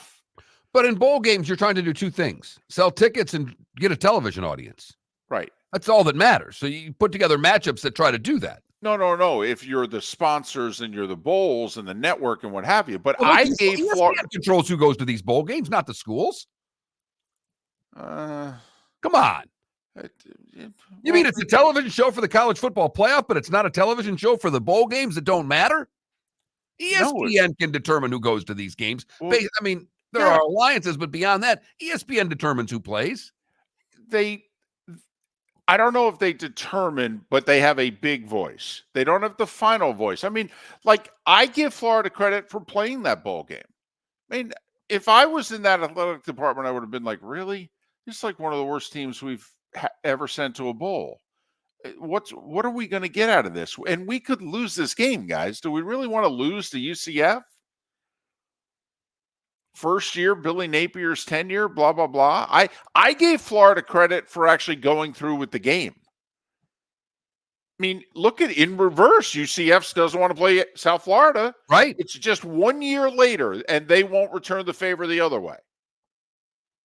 So, but Matt Baker wants to save the bowls? Well, he gave a suggestion as to how to save the bowls. Gotcha. And he talked about these matchups, and then going forward next year where there's 12 teams, how much more pressure is to get competitive matchups that people actually want to watch when you have a 12-team playoff. Yes, I agree completely. That's and, why. And he's basically saying throw out the old rules. Sorry, David, to interrupt, but throw out the old rules, these alliances with conferences, and start making this and getting the best matchups. And he knows it's a pipe dream, and you were writing 3 columns a week. You got to come up with columns. He came up with a good one. Oh, I can definitely respect that. I hope the bowls go away. Put it this way, I hope half of them go away. They won't. Why? What is it again, Mark? The television show. Thank you, Mark. And who benefits from the bowls in the second half of December? ESPN. In fact, so much so, they're paying to prop up the bowls. Huh. Exactly. And they're getting 1 million people to watch bad bowl games. Hell, they're getting more than that. They're also getting outrageous sponsors. Capital One Bowl Week, baby. They love it. We love the play of the day. Trent, what do you have for us today? The 4-Letter Network had a hockey night last night, so we go to Raleigh, North Carolina, where the Hurricanes are favored -210 over the Islanders, but we got overtime. And with a little over 2 minutes until a potential shootout, Noah Dobson found Matthew Barzell. Here's Barzell coming late, gets the return feed, they score! Matt Barzell!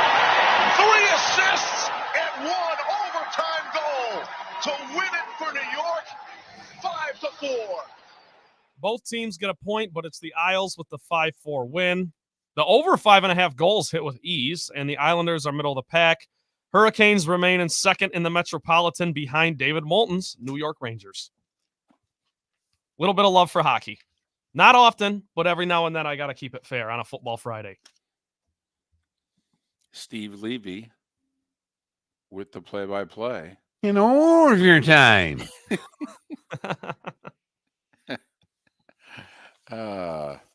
Tristan Jarry, I thought there was a chance you were going to go the goalie scoring for the Pens against the Lightning.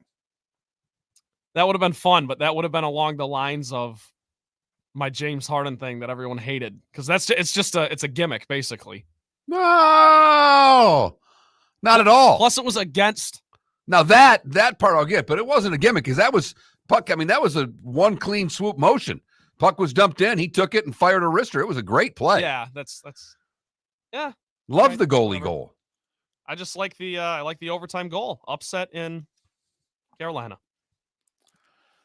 Trent with the play of the day. Coming up. All right, I guess we're picking every damn conference championship game against the number and some NFL picks as well. Miller and Moulton, followed by Pat Kirwan. Hello, friends and family of Southwest Florida. Are you looking to tap into the electric vehicle market? Well, look no further because we here at Southwest Florida Golf Carts have just what you need. E-bikes, golf carts, LSVs, scooters, and more. Come down and talk with one of our experienced sales reps, have a soda and a smile, and you could be cruising the streets in your new EV today. Stop by the store or visit our website at flgolfcarts.com and enter for a chance to win $100 off your next purchase by answering John's monthly sports question.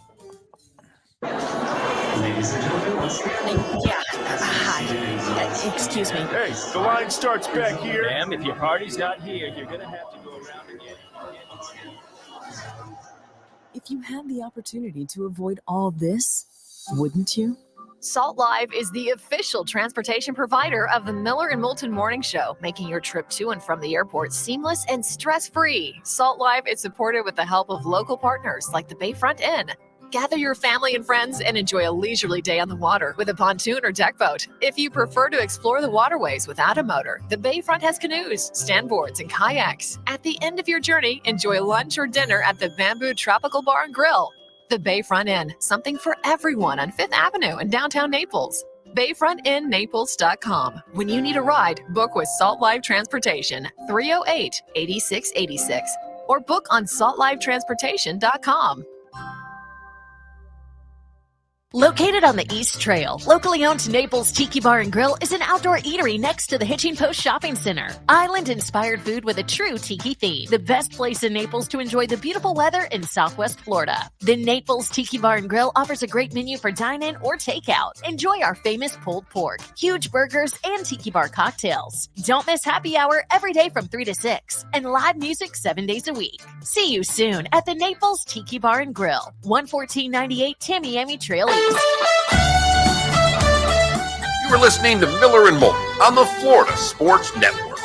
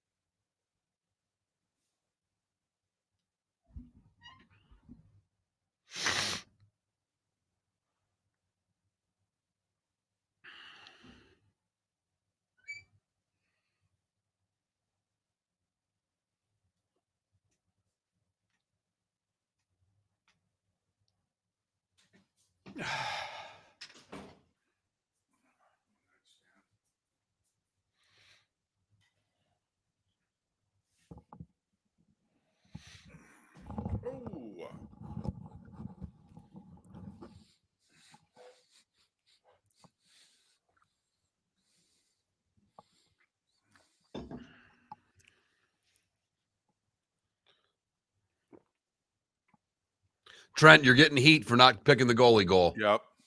You're getting heat in the chat room. You're getting heat on the text line. Can't do anything right these days. Huh? No. Comes with the territory. Yep. Yeah, it does. By the way, Brian, it's over half the teams. Yeah, it's way over. Yeah. I mean, which makes it all the more embarrassing when you can't make one.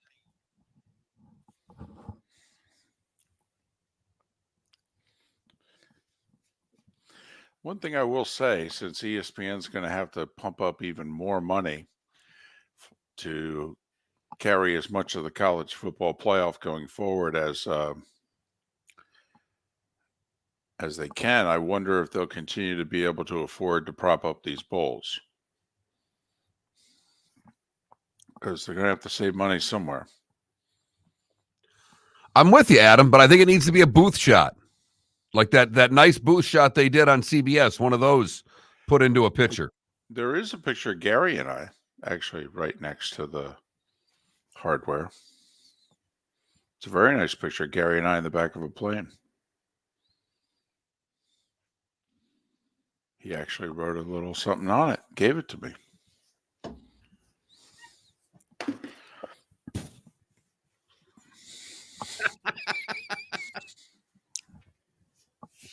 The sign is on the wall. Both of them. Oh. The big one on the top left is "How the heck are you?"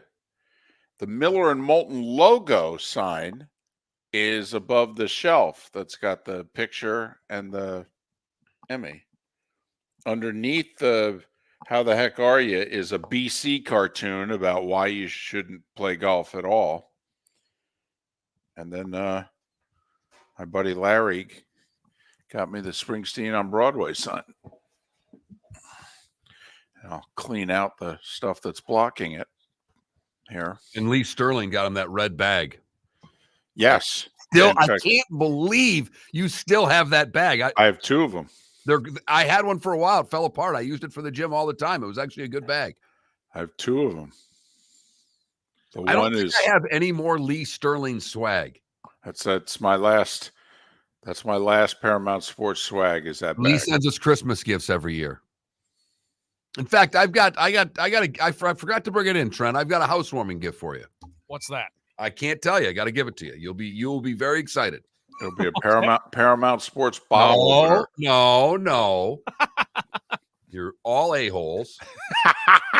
That was, I got to admit, 7:37. That's the a-hole moment of the show. That is, I deserve that. Absolutely. That was a move. Yeah. Exactly, Arch. I mean, him sending me a gym bag. How hysterical is that? And it was a really good one. It had like the wet thing, the pouch. Oh my that God, you put all your wet sweaty clothes in. It was a really good gym bag. It's awesome. I use it for my radio equipment on the road. So I asked Cassio I asked him what you had because your bread box, and he just sent me a thing. I can just now get a microphone that I plug into my computer, a USB mic. So I bought it. I'm planning on using it at the casino. That's awesome.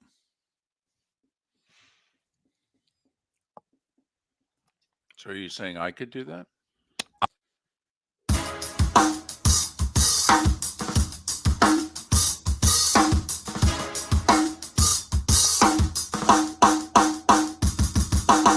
Welcome back to Miller and Moulton, only on the Florida Sports Network.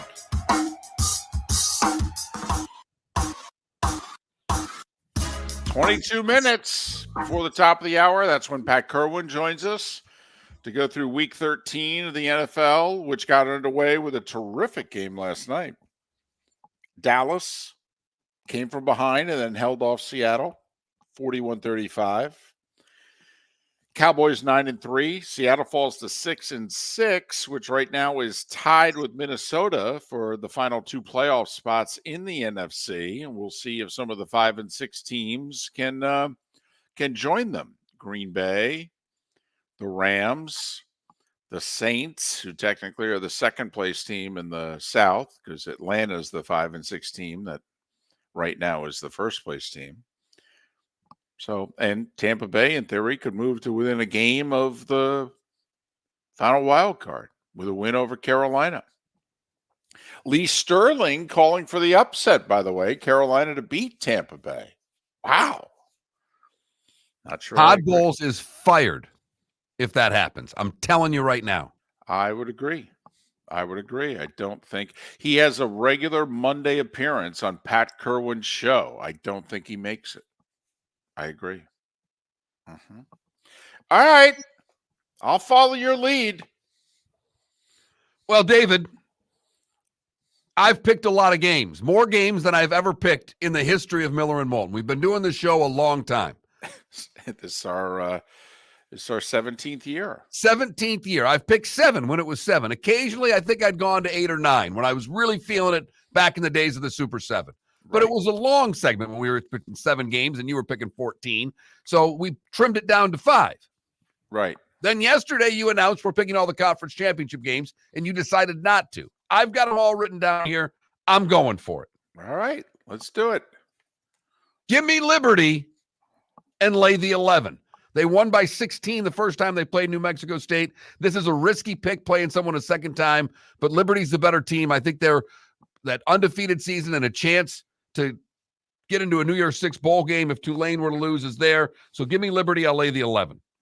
Okay, I'll go the other way, by the way, and it's 11.5. Was So that there. a play on Give Me Liberty or Give Me Death, by Yes. the way? Yes. Okay, very clever. Thank you. I'm going to take the Ducks and lay the 10. Bud said it would go up to 10. It has gone up to 10. Washington defensively is not very good. Oregon is going to pound them. I agree. I'm taking Toledo. I've been riding the Rockets all year long. They're an 8-point favorite against Miami. I'm taking favorites early in this. Give me the Rockets to cover against Miami. I think Toledo's a pretty good team. I'll take Miami of Ohio.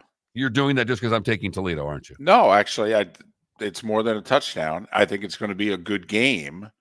All right. I'm getting 8, right? Numbers 8. You're getting 8. Yeah, I'm taking the 8. All right. I'm laying the points with Texas.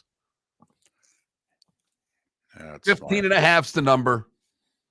They're still trying to get into the playoff. I don't think style points matter, but I know they have to win, and Oklahoma State's not that good of a football team. Well, also, Oklahoma State's bread and butter is running the ball, and Texas has 2 tremendous defensive tackles. They're tough to run against. So that's the game. If Oklahoma State can't run the ball, I think the quarterback's throwing more interceptions than touchdowns. So that's why I think this could get skewed. Boise's been shaky this year. I don't know enough about this game to bet it, but I was told to play every game. So I had to take a few underdogs. One of them is UNLV +2. You're getting 2.5, so add the hook. UNLV, I saw them against Michigan. They're pretty good. They've been consistent all year. I love this pick, Mark. Upset special in the Mountain West Championship game. Give me UNLV. By the way, that game is Saturday afternoon, 3 o'clock on Fox. I'm taking the dogs. They finally get it done against Alabama in the SEC Championship. Uh-oh. No. Don't give me that uh-oh. You can take them right there with me. We've been pretty good when we've been on the same side this year. This has not been like past years, David. We have had good picking karma this year. Stop with the negativity over there. You're right. You know what? You're right. And I love the dogs -5. I mean, it's not quite back up the truck, but it's maybe just, show up with what you have and maybe an extra backpack full. I'm taking SMU to beat Tulane. 3.5 I'm getting. This was kind of in conjunction with my Liberty pick.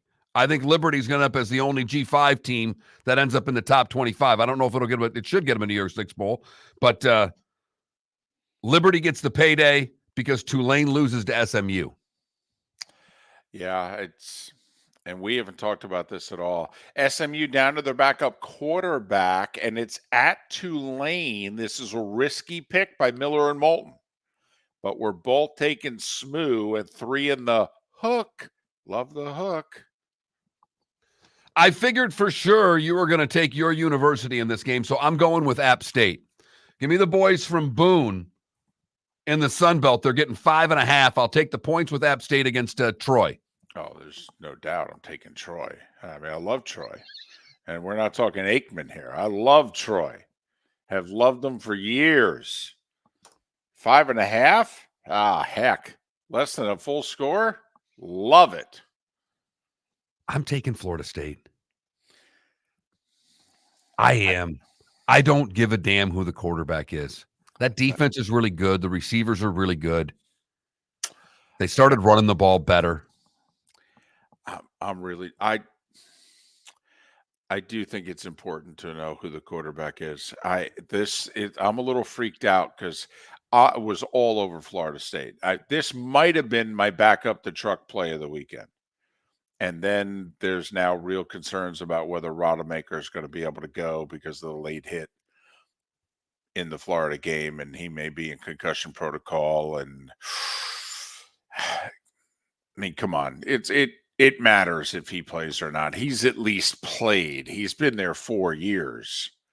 I mean, to throw a kid in there who's hardly ever played at all and you're throwing him in to the ACC championship game?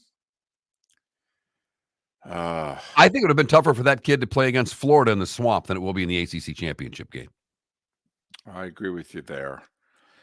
All right, I'll stick to my guns because, it's not confirmed that Rodemaker's out or anything like that. It's just rumors and concerns. So, all right. And by the way, think about that. Let's just say he's shaky or the third stringer comes in and they win just, 17-16. It's ugly.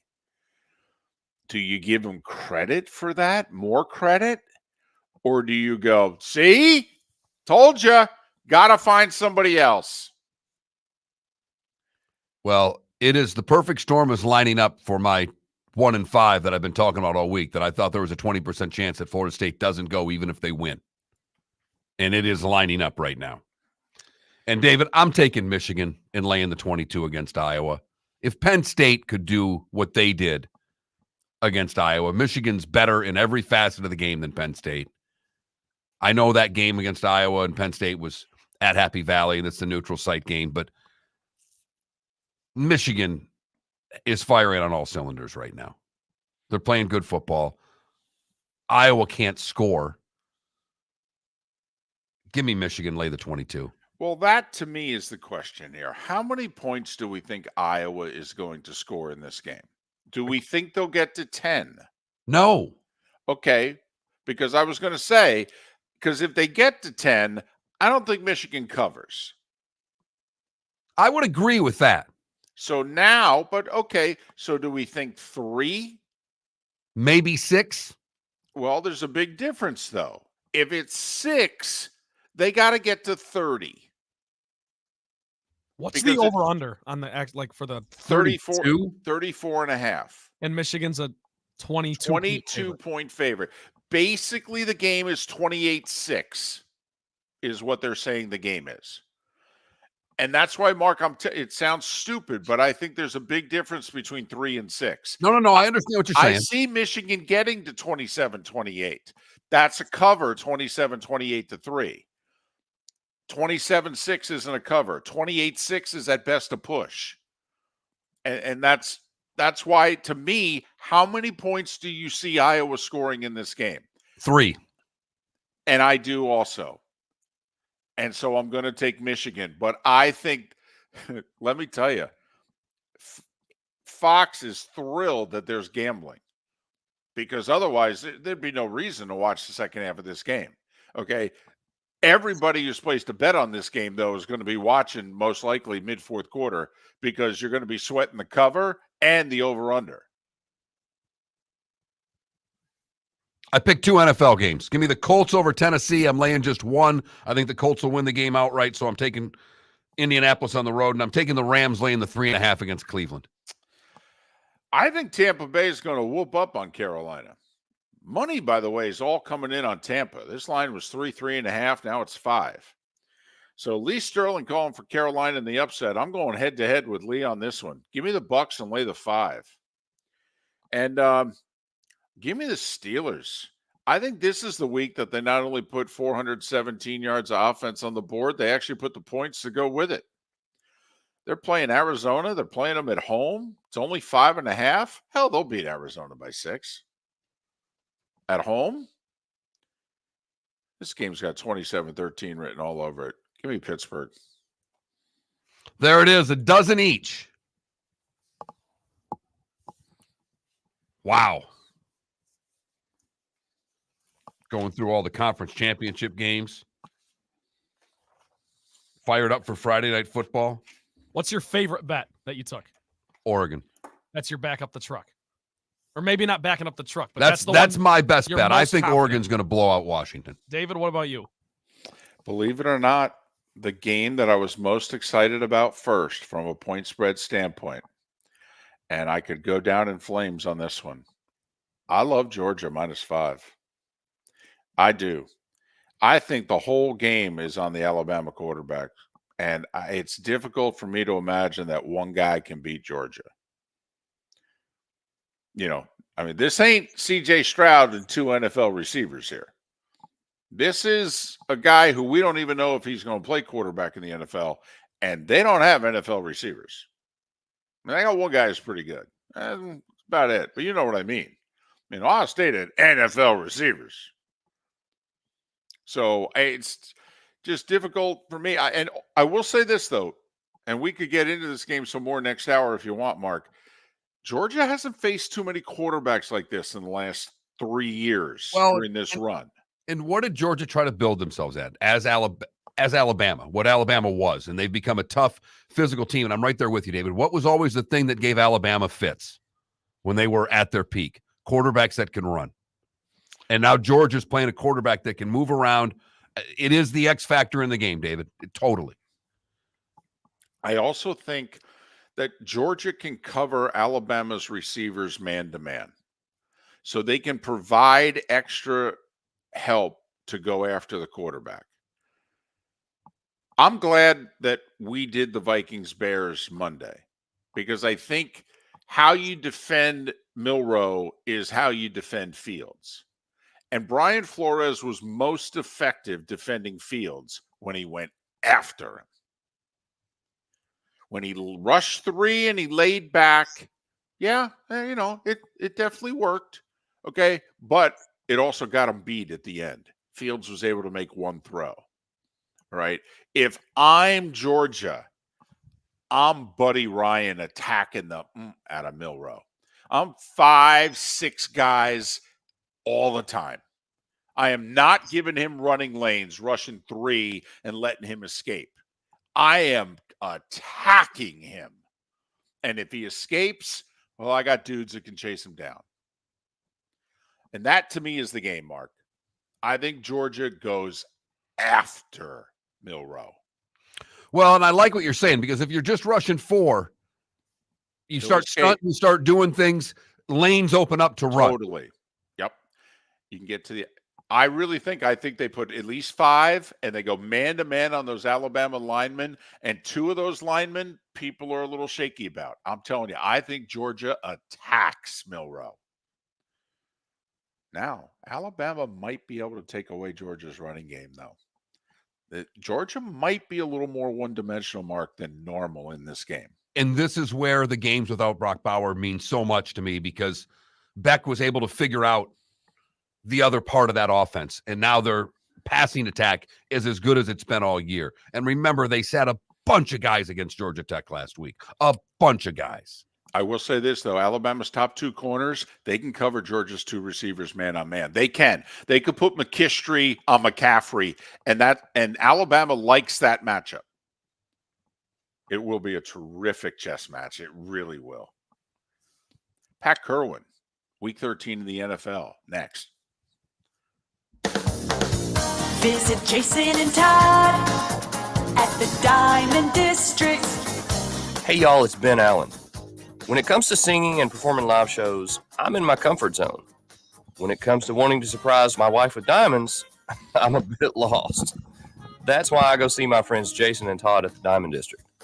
Jason and Todd helped me blow my wife away when we got engaged, and I've been applauding them ever since. If you're in the market for diamonds this holiday season, Southwest Florida has been giving Jason and Todd a standing ovation for over 20 years. Go see them and let Jason and Todd know that Ben Allen sent you. Thanks, Ben. We're proud of you and your accomplishments and thrilled that you are part of our Diamond District family. This holiday season, visit Jason and me at the Diamond District. We look forward to shaking your hand and welcoming you to our Diamond District family. Visit Jason and Todd at the Diamond District. The law firm of Michael F. Hornung specializes in criminal defense, DUI, personal injury, nursing home claims, and auto accidents. I'm a former prosecutor with over 34 years of experience. The information I know is information you need to know. If you've been arrested for a DUI, time is of the essence to maintain your driving privileges. Call the law firm of Michael F. Hornung for a free consultation. At the law firm of Michael F. Hornung, we are committed to excellence in your representation. Being a local attorney with local knowledge is clutch to the success of your case. For over 30 years, we have successfully represented the citizens of Southwest Florida. For a free consultation, call 239-437-0095. That's 239-437-0095. Our offices are conveniently located in Fort Myers. Visit online at mfh-law.com. Hello, friends and family of Southwest Florida. Are you looking to tap into the electric vehicle market? Well, look no further, because we here at Southwest Florida Golf Carts have just what you need. E-bikes, golf carts, LSVs, scooters, and more. Come down and talk with one of our experienced sales reps, have a soda and a smile, and you could be cruising the streets in your new EV today. Stop by the store or visit our website at flgolfcarts.com and enter for a chance to win $100 off your next purchase by answering John's monthly sports question. Located on the East Trail, locally owned Naples Tiki Bar and Grill is an outdoor eatery next to the Hitching Post Shopping Center. Island-inspired food with a true tiki theme. The best place in Naples to enjoy the beautiful weather in Southwest Florida. The Naples Tiki Bar and Grill offers a great menu for dine-in or takeout. Enjoy our famous pulled pork, huge burgers, and tiki bar cocktails. Don't miss happy hour every day from 3 to 6 and live music 7 days a week. See you soon at the Naples Tiki Bar and Grill, 11498 Tamiami Trail East. You are listening to Miller and Moulton on the Florida Sports Network. Good morning, boys. Well, good morning. You were going after it there. I got a chance to listen to all that betting talk. Troy, I love Troy. And I'm not talking Aikman. I told David he should get that school shirts, and that's all he should wear when he does games with Aikman.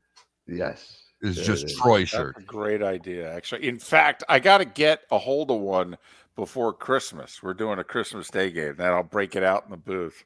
There it is. Team Troy is here. Mm-hmm. Although, Pat, I did at a production meeting, I said something that someone didn't like, and they said, you need to remember who you work for. And I go, oh, no, I'm very well aware of the 4-letter network I work for. TROY. That's right. That's right. Yeah. As long as he lets me in the booth, I'll be in the booth. Totally. The ESPN person did not like that answer, but it's just. Yeah. And you should say to him, and you ought to remember it too, buddy, because if he doesn't think you're doing a good job. I'm going to say. Already had one removed. I was going to say, he's making $18 million a year. I'm pretty sure no one else here is. That's right. And, I always have friends by the length of their contracts. Oh, you're a 2-year guy? I like these 6-year guys. They're my favorites. the old John McKay line. Oh, it's a 5-year plan. Really? Yeah, we'll have a 5-year contract. That's right. Don't feel bad for Frank Reich. Right. No, what did he get? I mean, 27. Yeah, right. Write the check. Gosh. I've been bashing that owner all week. Well, how can you not? Oh, I don't care. Is he the worst in the league right now, Pat? Yeah, but it's always close second with Jimmy Haslam. He's pretty terrible. Yeah, he's the worst. So Irsay's the third worst, or is Davis? Mark Davis. I mean, Mark's oblivious. Irsay's dangerous. So I told you what I said to that woman who called the show. She said, "I'm in Indianapolis. Irsay, you can't say anything. He's not listening to anything anyone says." And I go, "Really? I tell you one thing I know for sure he listened to." She goes, "Yeah, what's that?" I go, "Pull over." Whoa! Whoa! Yeah. Let me see that glove compartment. All righty then. Now there's a T-shirt. Haslam, Tepper. Oh, we were inventing back pages of the Post with Tepper. It was really fun. People got into it. A Tepper tantrum. I like that. Yeah. We had a bunch of them. People were really having a good time just making up New York Post back pages for Tepper.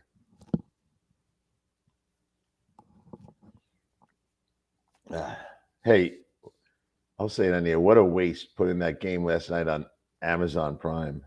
Well, I mean, they're doing decent numbers. I got to admit, they're doing They're better lying. numbers. What? They're lying? They're lying. They got caught. All these guys get caught inflating their numbers on these cable networks and these idiots. That game deserved to be Monday Night Football or Sunday Night Football. Hey, Monday Night Football's just happy they're getting a Cowboys game this year in Dallas, too. Here we go. All right.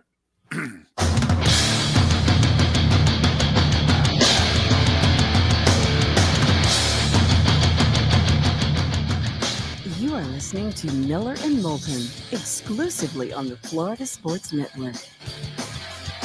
And now here's Mark Miller and David Moulton. And Pat Kirwan joining us once again for the third and final hour along the network on a Football Friday. Football Friday. Pat Kirwan of NFL Radio's Moving the Chains. That's 3 to 7 weekdays, 2 to 5 Saturdays, and CBS's NFL Today show on Sundays and holidays. Brought to you courtesy of Pinchers. Pinchers from Tampa to Key West and over, well, a dozen locations in between Pinchers where you can't fake fresh. Thought your boy Pete was getting it done last night. That was an inspired effort by the undermanned Seahawks, but no stops, no wins. No, it was an exciting game, and all the offense you'd ever want to see, 6 touchdown passes, all that stuff, 82 throws. So the question is, can Pete hold on to the 7 spot, which is where he is this morning? I think if they would play like that the rest of the way, they're going to make it. They put a lot of firepower together last night, and they sacked Dak Prescott 4 times. So they got a little pass rush going. Gino played way better. And Pete swore to me he was healthy for the first time in about 3 weeks, and it looked it, which I didn't believe him at first, but it sure looked it. And Metcalf, I don't know. I'd throw to that guy 20 times a game. Pat, I was thinking this watching the game last night. I've been thinking of this morning. No punts. A bunch of teams going, a bunch of 4th down tries. That's the game Roger Goodell wants, isn't it? That's the league he wants. That's the league that the analytics people have told him they should be in. We've seen a lot of guys get burned, though. We all know about it. The guy at Charger Country, he's not doing very well. So it's a risky business. But I think Pete went in there going, what are my choices? And so does Roger want that? Yeah, probably does. As I think about it, Mark, it's a good observation by you. I didn't think of it in that perspective, but you're probably right. I mean, it held an audience till late at night on a Thursday. There is no doubt about that.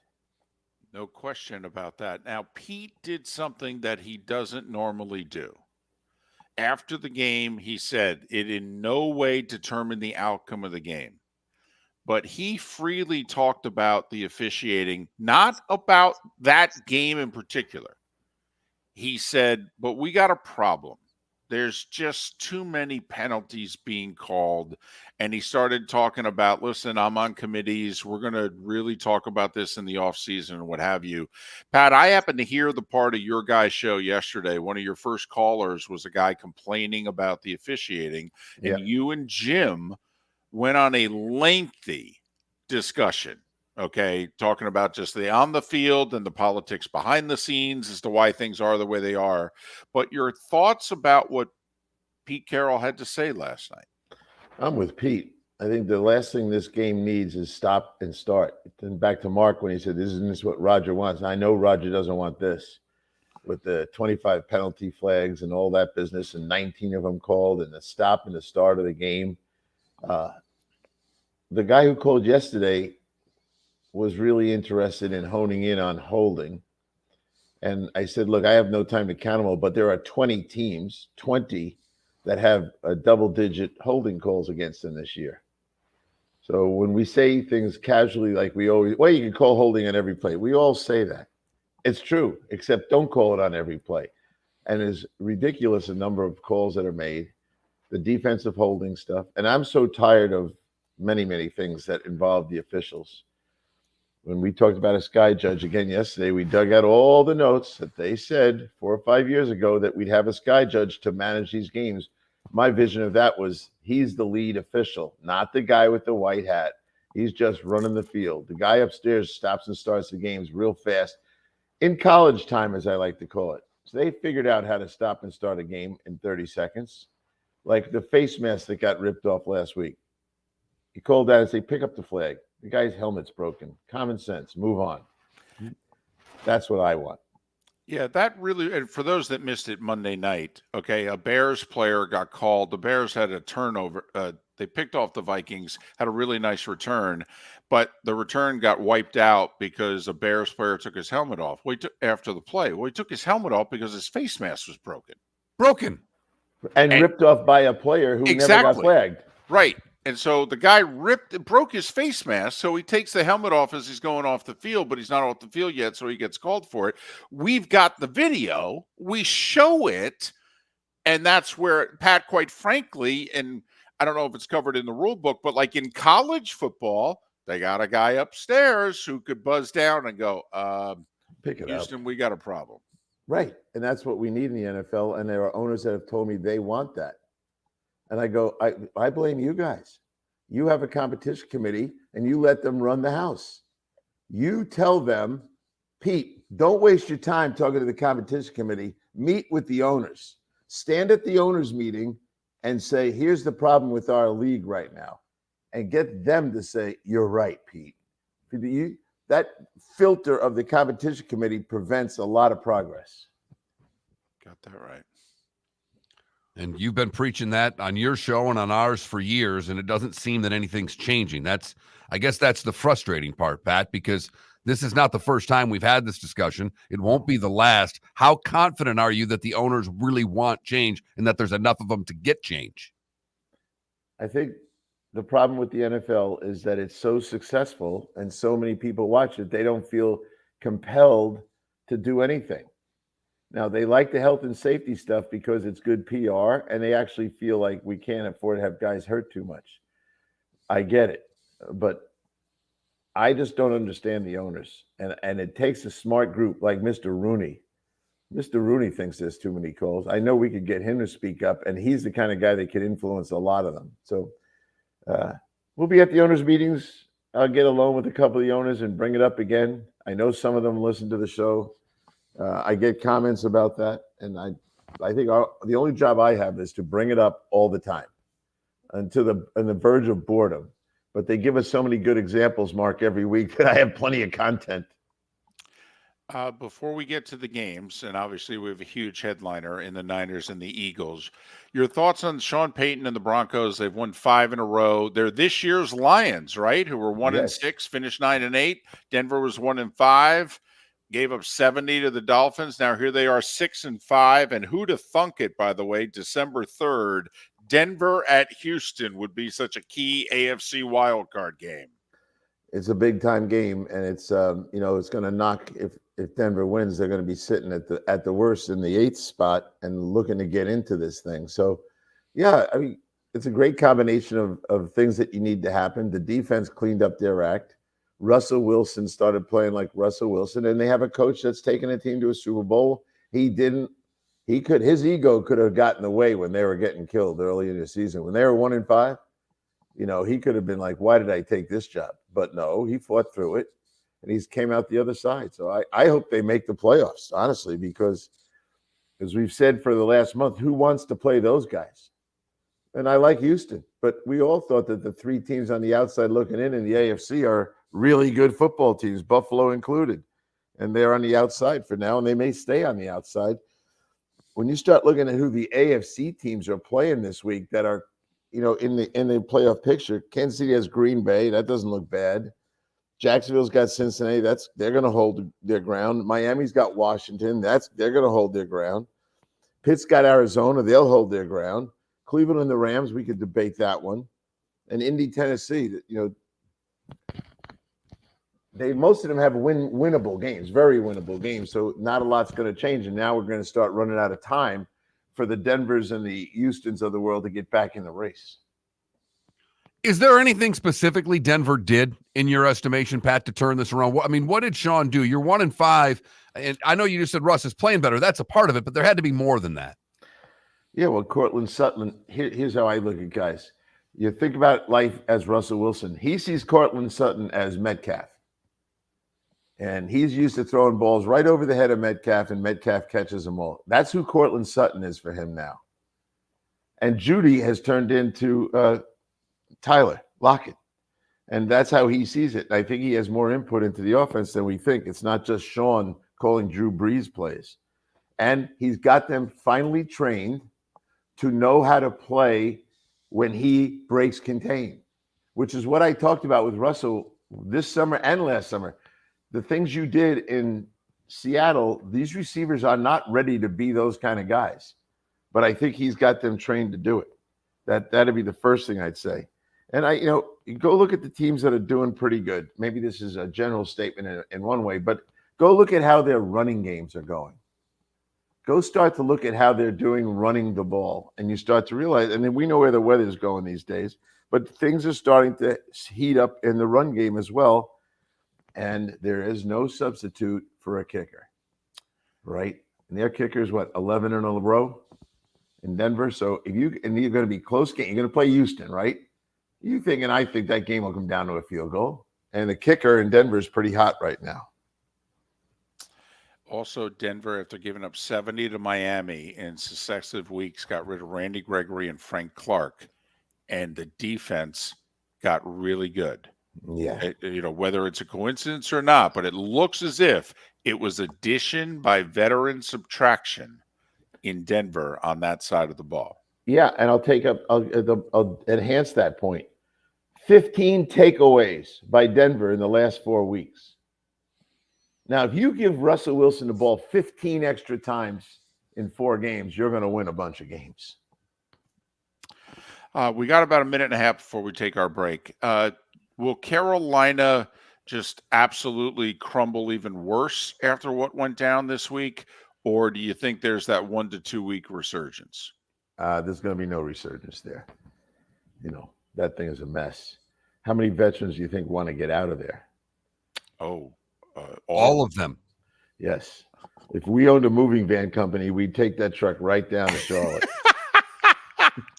Park it right in front of the practice facility and hand out business cards. We'll take you home 4 at a time. We'll be right back to the rest of you. It's like a ferry getting across the Hudson there. No. We'll come back. Keep your cars. No. We'll take them both. Cars down below, you up top. We'll be back in 20 minutes. I know. If I painted that image for you, David, then we've complete success of the answer to your question. Come on. That guy, he's going to get what he deserves. Well, Chicago is. They're going to get the first pick of the draft. Yeah, that's the other part of this. What a mess. Hey, and he's not really owning up. How about this? Okay, so here's one for you. We got about 10 seconds. That's all it's going to take. Someone from the front office went downstairs and told Frank Reich, to run more RPOs. And Frank goes, I don't think you know what you're talking about. We'll get the kid hurt that way. Forget it. And they fired him over that. That was the last straw. Hello, friends and family of Southwest Florida. Are you looking to tap into the electric vehicle market? Well, look no further, because we here at Southwest Florida Golf Carts have just what you need. E-bikes, golf carts, LSVs, scooters, and more. Come down and talk with one of our experienced sales reps, have a soda and a smile, and you could be cruising the streets in your new EV today. Stop by the store or visit our website at flgolfcarts.com and enter for a chance to win $100 off your next purchase by answering John's monthly sports question.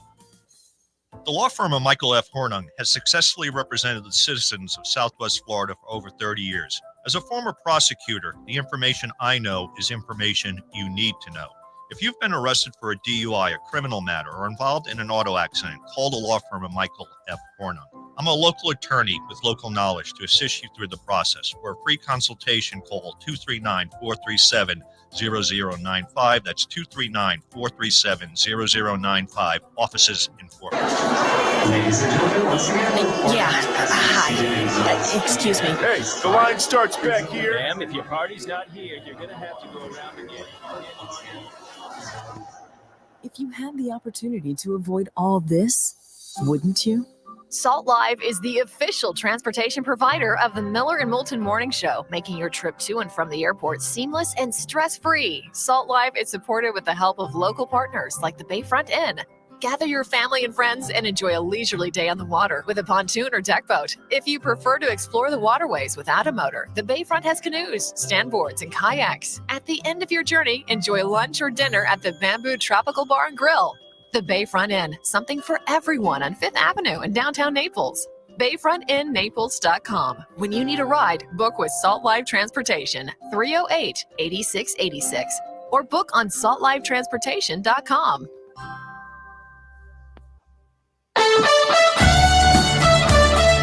You are listening to Miller and Moulton on the Florida Sports Network.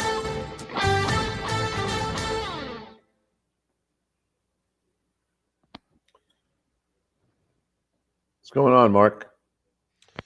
Oh, a little bit of everything. We got a poor kid. I'm trying to find a house, and we had a bad home inspection, so now I got to start looking for him again. He had to bail out of a contract. I feel badly for him. Well, you got to hustle. That's what happens when you got someone who doesn't have a lot of money. It's unfortunate. And you're trying to buy an old house. Man, it's tough for young people right now. It is. How about the inventory? Is there anything out there? There is. There's more inventory out there. It's starting to come back. Prices are actually kind of holding now. The craziness is over. How about the new construction? Are these companies that are building them giving out easy mortgages? No.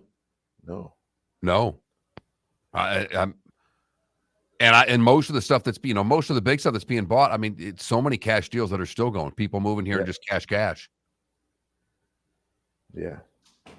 We just need to get a couple of those fired coaches to buy houses down here, Pat. I need one coach a year to buy a place from me. I think it's time to go to a hockey game and sit next to Brad Childress. He knows the guys that are coming. There you go. That's all you need is some phone numbers. That's it. Brad, you get me one a year. You'll have season tickets right behind Pat. We don't have to worry about Pat's tickets anymore. That's right behind me. Is perfect. I'll throw my beer over my shoulder. Did you see that score? I'm sorry there, Brad.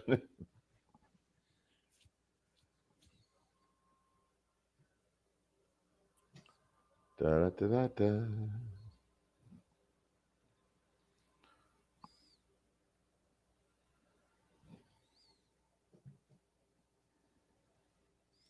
I don't think I like more than 4 games this week. I got to talk myself into finding something compelling about them. But 49ers, Philly, Denver, Houston. I love that game. Cleveland Rams. Cleveland Rams is the third, and the fourth is Kansas City, Green Bay, only to knock Green Bay out of the way here. Well, but the thing is, Green Bay's got a lot of potential wins after that game.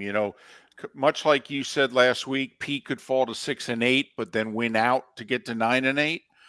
Green Bay could lose this week to get to 5-7, and then they could win 2-3 in a row. Yeah, they could. So that's it. Everything else is kind of.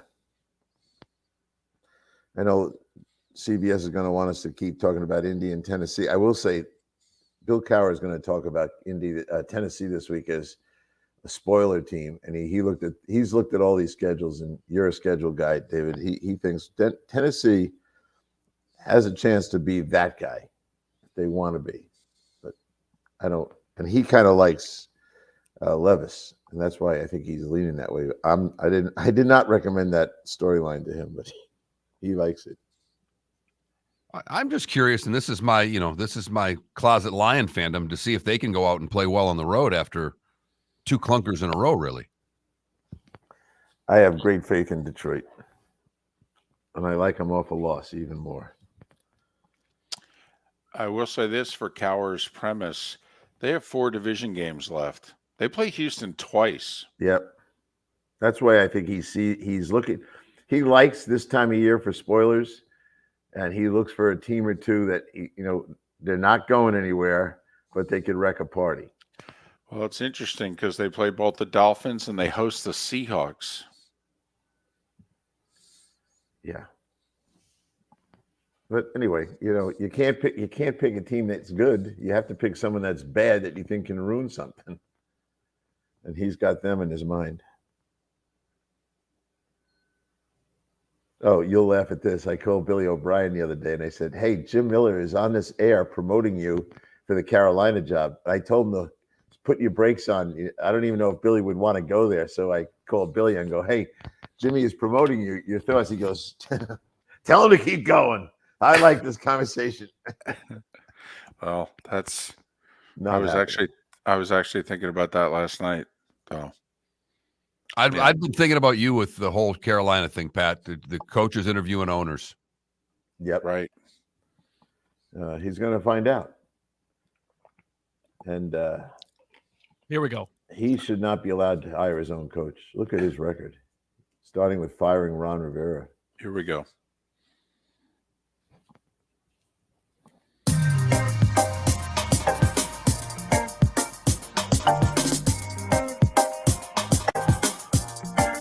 Welcome back to Miller and Moulton, only on the Florida Sports Network.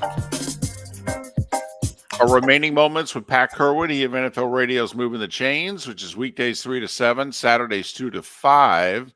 Sunday, he's helping to produce the NFL Today show on CBS. Pat joins us courtesy of Pinchers, Tampa to Key West, over a dozen locations in between Pinchers where you can't fake fresh. All right, let's start here so that we have as much time as you want to discuss San Francisco at Philadelphia. Niners a 3-point favorite. Obviously a rematch of last year's NFC Championship game when Purdy got hurt and all what broke loose afterwards. I think a lot of people are excited to pick the 49ers, and I'm really going slow on this one. There's a lot of things about Philadelphia that they're rugged. They know how to play when they're losing, which is going to be probably a factor in this game. The quarterback, Hurts, knows how to take over a game as a runner, and he's done a good job. And all you have to do is study what he does when the team's in trouble, and you start to realize this guy will take the game over. So he's got 8 career come from behind wins in the fourth quarter. So I looked at their fourth quarters in all those games. Here's who he really becomes. As soon as they're losing in the fourth quarter, 86 runs in the 8 games. So now think about that. It's almost 11 runs per the fourth quarter when they're down. So that's who he becomes. And he's got 9 touchdowns in those situations, 9 of them. He's going to run it 11 times. He's going to run for about 45 to 50 yards, and he's going to score at least a touchdown. That's him. And so when you have that element and you have home field where he's won 10 straight home games, and I recognize who the 49ers are. I just have a hard time getting past Hurts for the kind of dimension he brings to the game late in the game. And then there's Purdy. I love Purdy.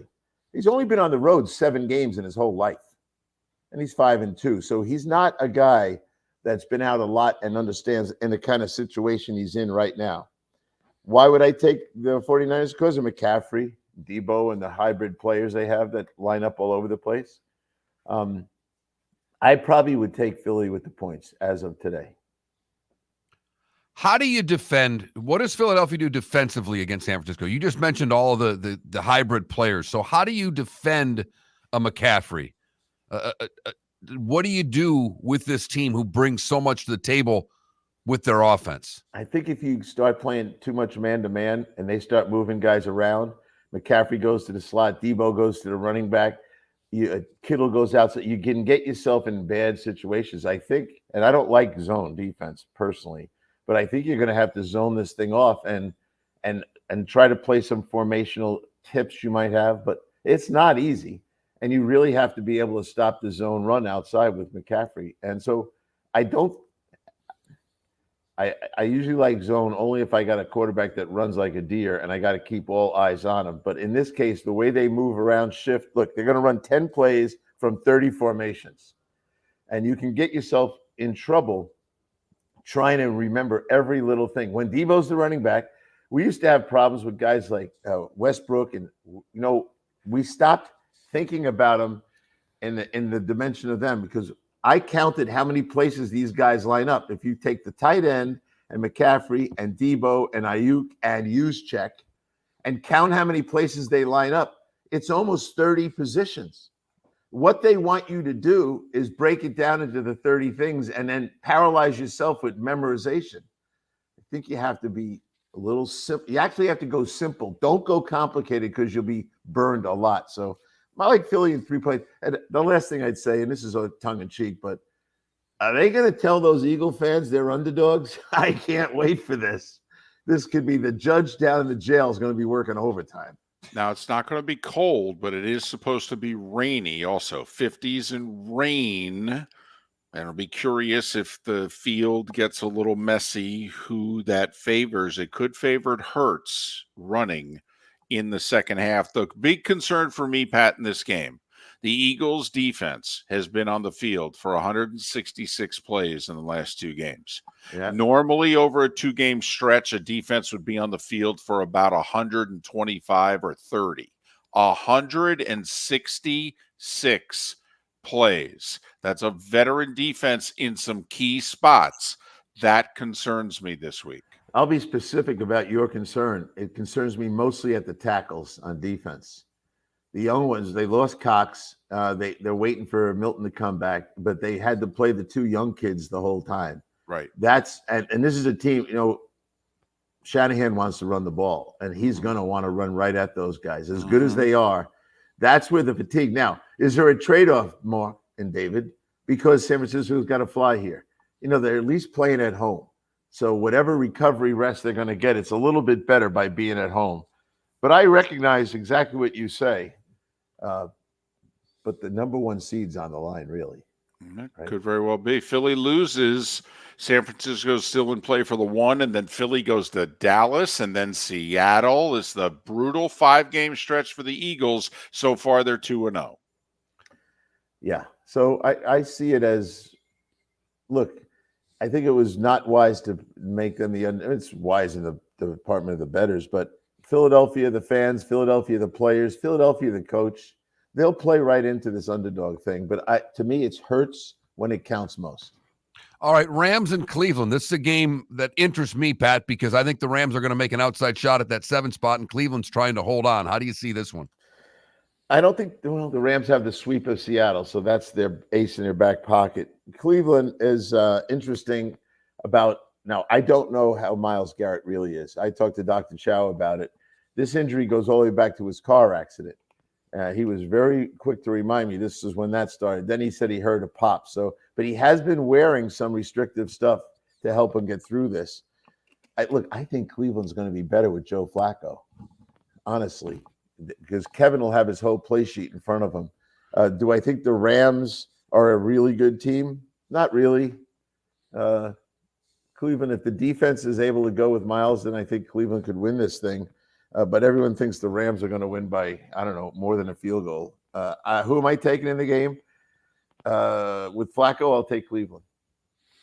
Rams at 5-6. We know if they win, they'll be no worse than tied for the final playoff spot. If they lose, they'd be 5-7. They go on the road to Baltimore, and the Ravens coming off a bye. So this is a huge spot for the Rams if they're going to remain playoff contenders. We talked about Denver a lot quickly this game. Houston at home, slight favorite. Can the Broncos make it 6 in a row? Who do you like? Yeah, Houston, I love the quarterback. Everyone does. No problem there. I love DeMeco Ryans. He might be my coach of the year when I vote.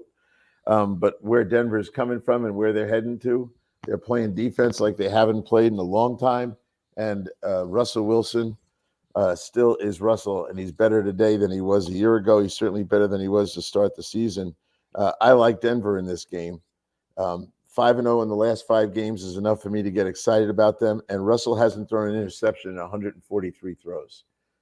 Give me Denver in a close game. Probably back and forth a couple times. Score, changes. Just curious, our producer Trent decked out in all his Lions gear. The Lions laid a clunker against Green Bay. Do they come back and play well against New Orleans? Yes. New Orleans is a mess right now. And I think we all recognize all the problems they have, starting with the quarterback and not playing very well, not doing very much. Here's what Detroit will do.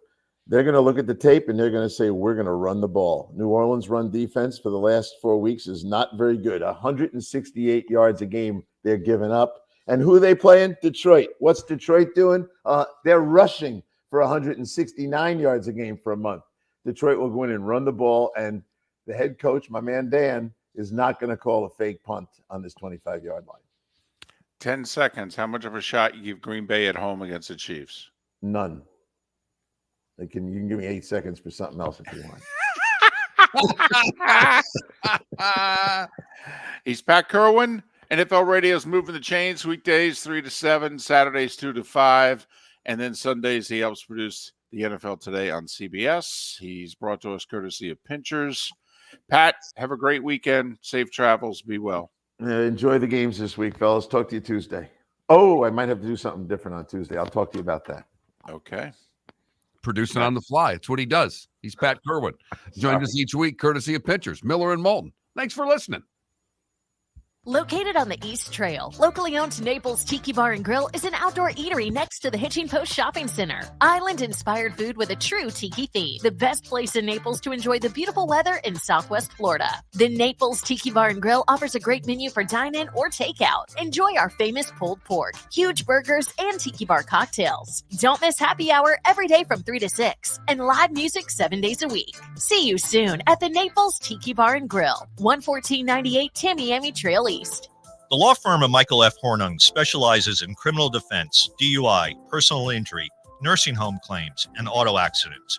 I'm a former prosecutor with over 34 years of experience. The information I know is information you need to know. If you've been arrested for a DUI, time is of the essence to maintain your driving privileges. Call the law firm of Michael F. Hornung for a free consultation. At the law firm of Michael F. Hornung, we are committed to excellence in your representation. Being a local attorney with local knowledge is clutch to the success of your case. For over 30 years, we have successfully represented the citizens of Southwest Florida. For a free consultation, call 239-437-0095. That's 239-437-0095. Our offices are conveniently located in Fort Myers. Visit online at mfh-law.com. Hello, friends and family of Southwest Florida. Are you looking to tap into the electric vehicle market? Well, look no further because we here at Southwest Florida Golf Carts have just what you need. E-bikes, golf carts, LSVs, scooters, and more. Come down and talk with one of our experienced sales reps, have a soda and a smile, and you could be cruising the streets in your new EV today. Stop by the store or visit our website at flgolfcarts.com and enter for a chance to win $100 off your next purchase by answering John's monthly sports question. You are listening to Miller and Moulton on the Florida Sports Network.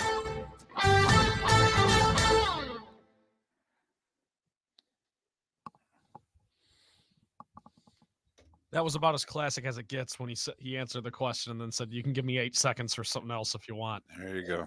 No hesitation. None. Love the answer, by the way. Well, he's a big Dan Campbell guy.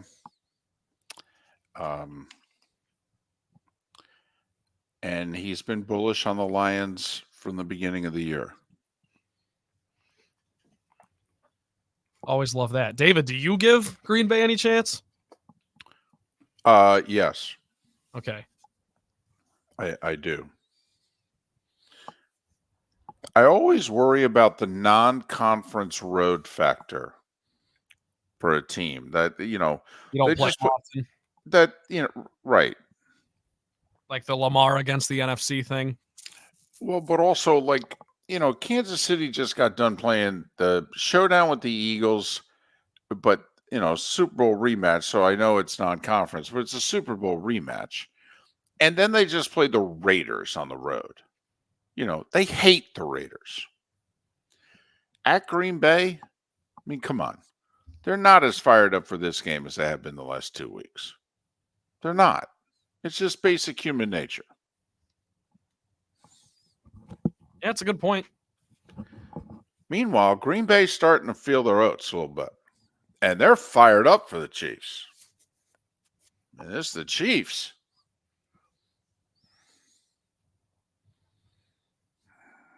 $10 days of rest.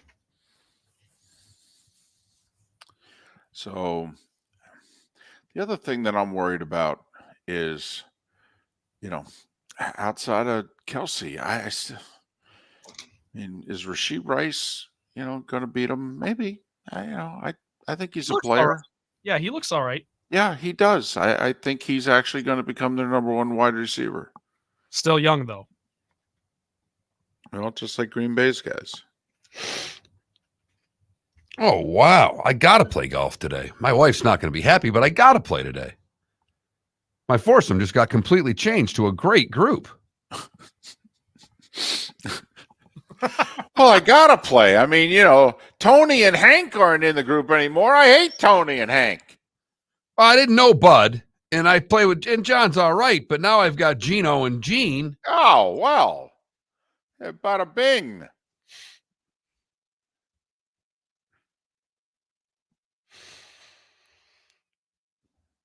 Then I got the Dion night.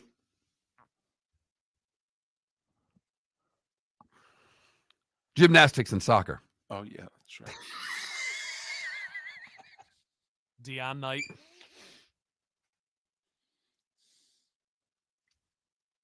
I think that was my wife's subtle shot. She saw me in the golf shirt this morning, which is the indicator that I'm playing golf. And she said, there's gymnastics tonight. I said, yeah, I know.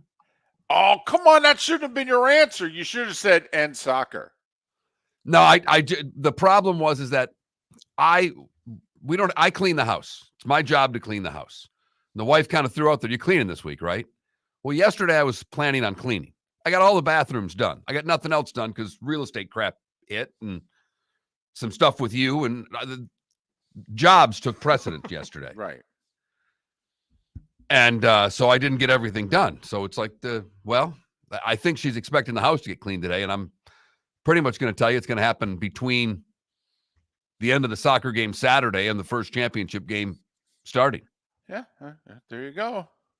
So it'll be brief, honey.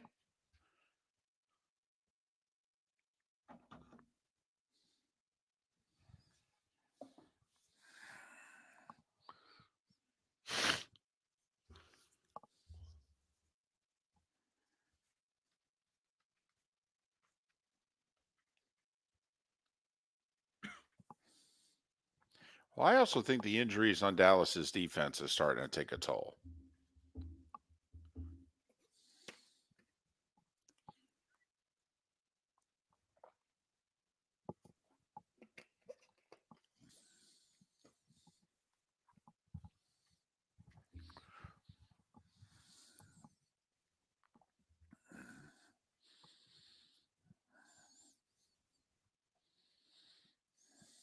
All right, here we go.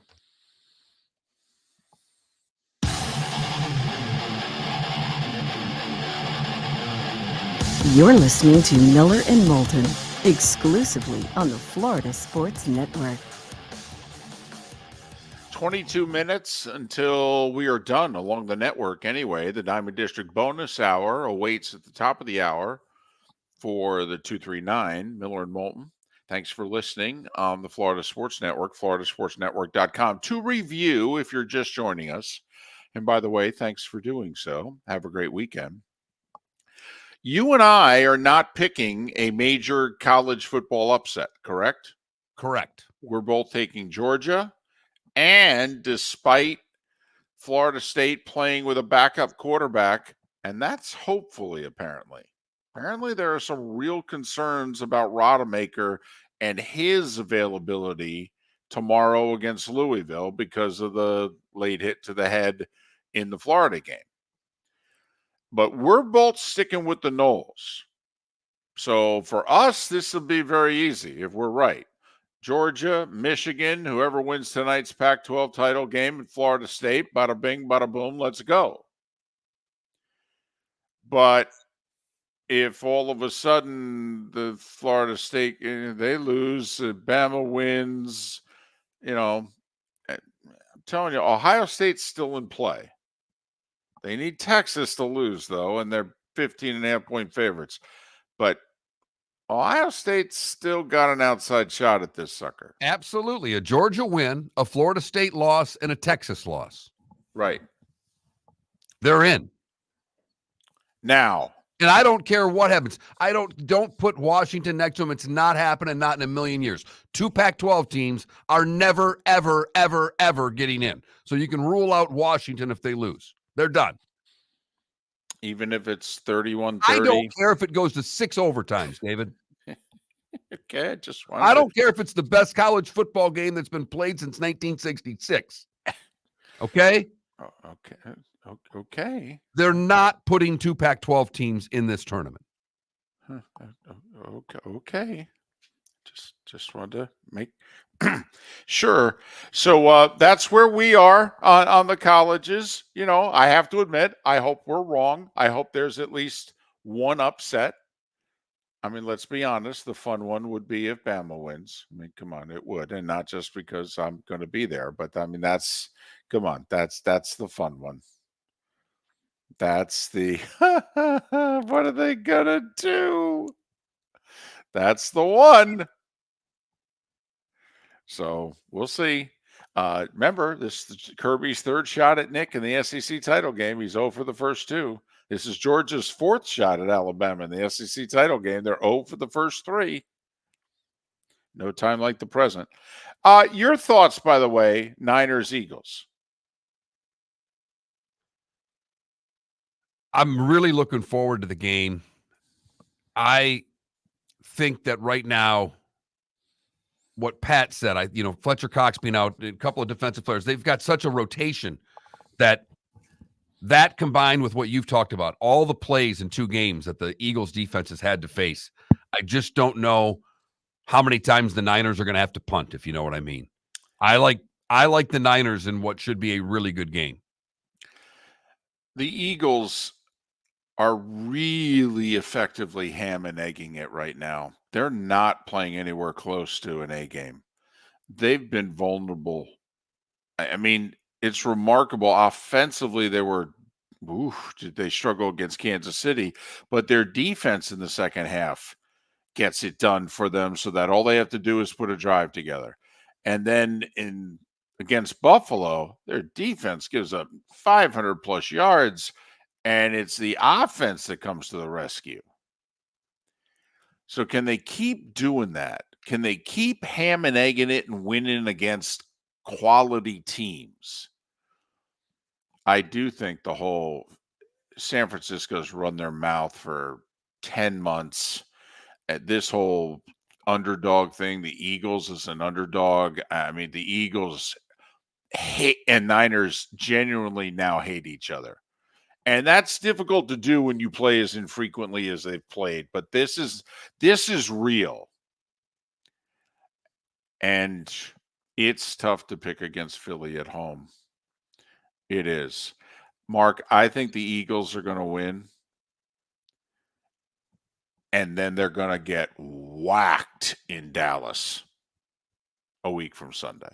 That the tank will just be empty. But I'll grudgingly take the Eagles. And it'll mess the Niners up, by the way, mentally, if they lose this game. Boy, oh boy, would it ever. I expect this game, too, to be nasty because of the reasons you talked about, that San Francisco's run. I mean, this is going to have this is a new rivalry with really only, one game between them here to talk about last year's NFC Championship game.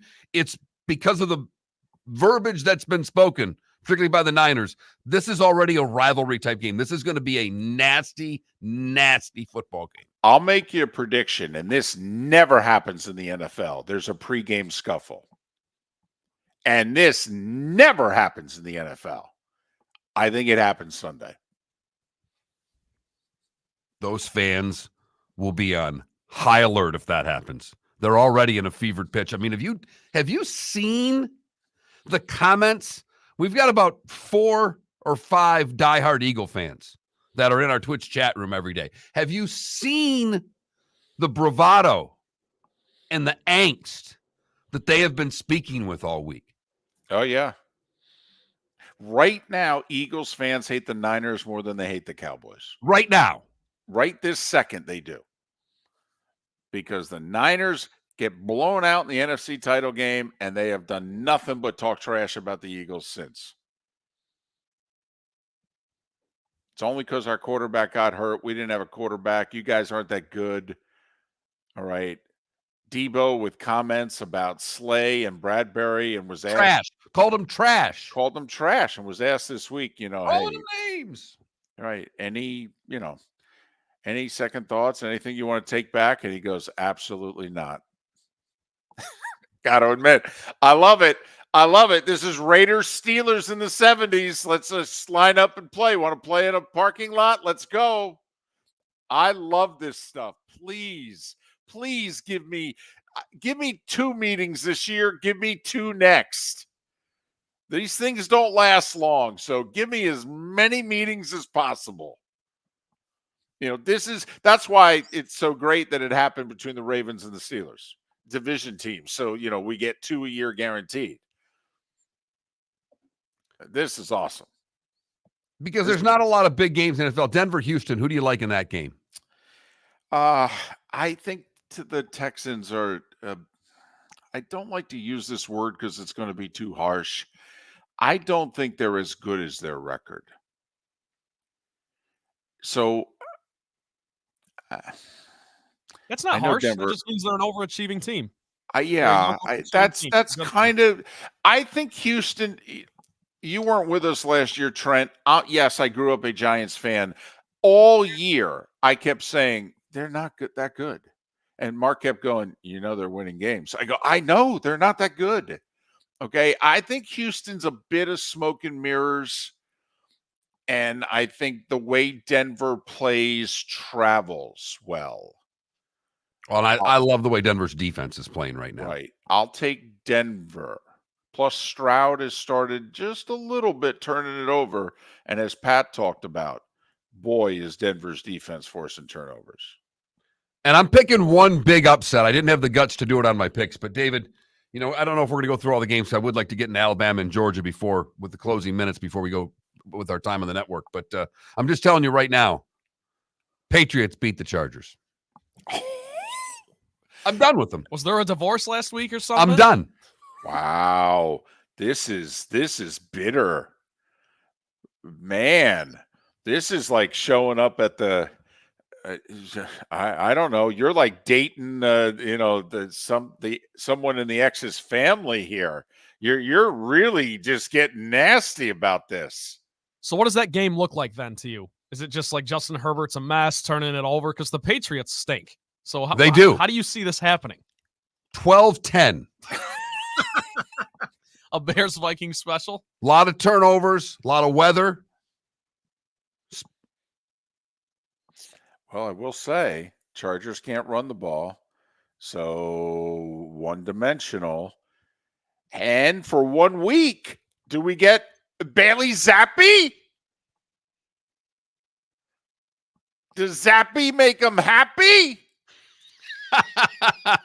Zappy hour. All right. Alabama and Georgia, David, the game you're going to be at. Yep. You and I both picked Georgia. We did. For a variety of different reasons. But if we're wrong, Alabama wins. Why? Well, because they're going to make Georgia one-dimensional on offense. Alabama's run defense can do that. And no one has made Georgia one-dimensional on offense in the last 3 years. Georgia has lost 1 game in the last 3 years. Bryce Young and 2 NFL wide receivers.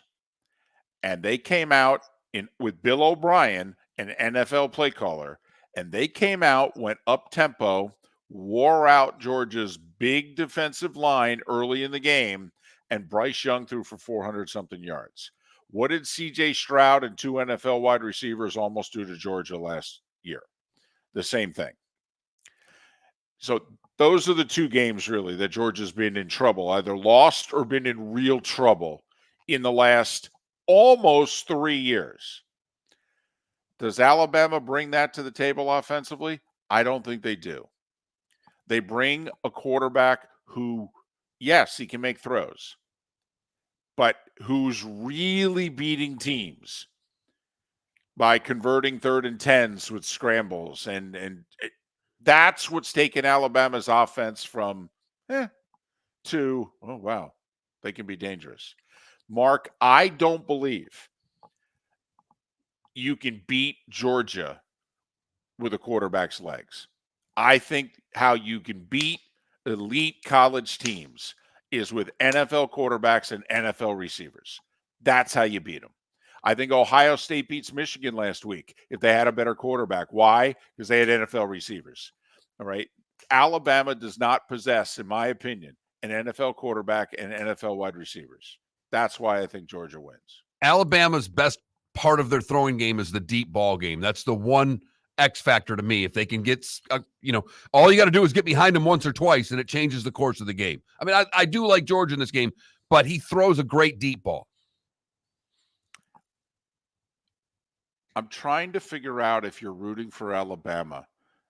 Do you want it played in the high teens, or do you want to see your offense early start putting points on the board?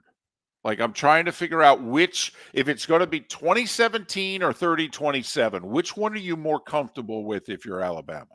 I think Bama's more comfortable at 2017. Okay.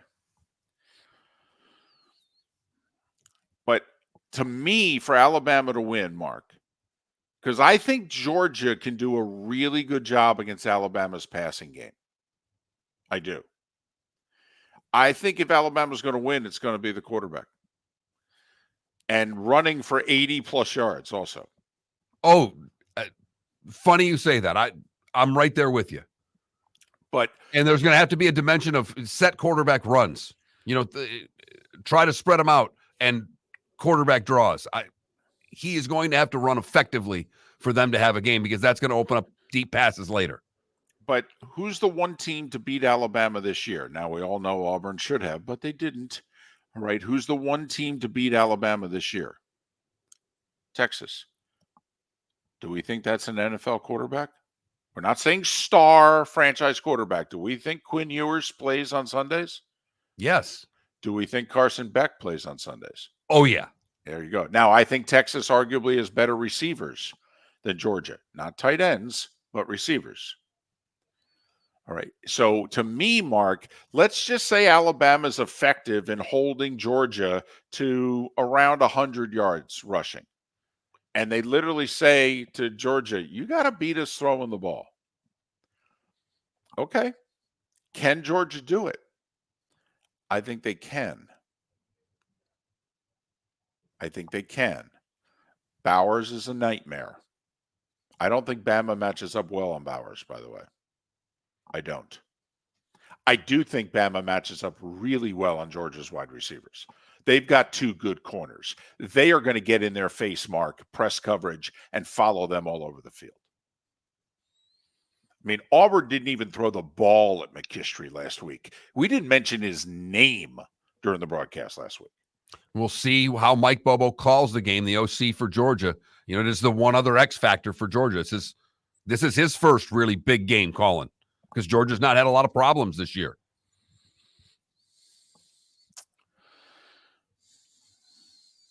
By the way, that place will be at least half Alabama fans.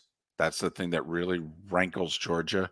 There's a whole thing with SEC tickets, and they still go through Birmingham, and who owns Birmingham? Alabama. So you would think it's in Atlanta, two-time defending national champions. Yeah, that place will be 50-50 maybe. Visit Jason and Todd at the Diamond District. Hey y'all, it's Ben Allen. When it comes to singing and performing live shows, I'm in my comfort zone. When it comes to wanting to surprise my wife with diamonds, I'm a bit lost. That's why I go see my friends Jason and Todd at the Diamond District. Jason and Todd helped me blow my wife away when we got engaged, and I've been applauding them ever since. If you're in the market for diamonds this holiday season, Southwest Florida has been giving Jason and Todd a standing ovation for over 20 years. Go see them and let Jason and Todd know that Ben Allen sent you. Thanks, Ben. We're proud of you and your accomplishments, and thrilled that you are part of our Diamond District family. This holiday season, visit Jason and me at the Diamond District. We look forward to shaking your hand and welcoming you to our Diamond District family. Visit Jason and Todd at the Diamond District. Located on the East Trail, locally owned Naples Tiki Bar and Grill is an outdoor eatery next to the Hitching Post Shopping Center. Island-inspired food with a true tiki theme. The best place in Naples to enjoy the beautiful weather in Southwest Florida. The Naples Tiki Bar and Grill offers a great menu for dine-in or takeout. Enjoy our famous pulled pork, huge burgers, and tiki bar cocktails. Don't miss happy hour every day from 3 to 6 and live music 7 days a week. See you soon at the Naples Tiki Bar and Grill, 11498 Tamiami Trail East. The law firm of Michael F. Hornung has successfully represented the citizens of Southwest Florida for over 30 years. As a former prosecutor, the information I know is information you need to know. If you've been arrested for a DUI, a criminal matter, or involved in an auto accident, call the law firm of Michael F. Hornung. I'm a local attorney with local knowledge to assist you through the process. For a free consultation, call 239-437-0095. That's 239-437-0095. Offices in Fort Worth. Yeah. Hi. Excuse me. Hey, the line starts back here. Ma'am, if your party's not here, you're going to have to go around again. If you had the opportunity to avoid all this, wouldn't you? Salt Live is the official transportation provider of the Miller and Moulton Morning Show, making your trip to and from the airport seamless and stress-free. Salt Live is supported with the help of local partners like the Bayfront Inn. Gather your family and friends and enjoy a leisurely day on the water with a pontoon or deck boat. If you prefer to explore the waterways without a motor, the Bayfront has canoes, standboards, and kayaks. At the end of your journey, enjoy lunch or dinner at the Bamboo Tropical Bar and Grill. The Bayfront Inn, something for everyone on 5th Avenue in downtown Naples. BayfrontInNaples.com. When you need a ride, book with Salt Live Transportation, 308-8686, or book on saltlivetransportation.com.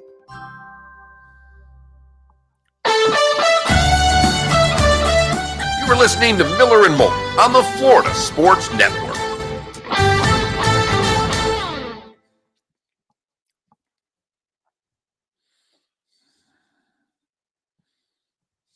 Yeah, sorry about that snafu. That's all right.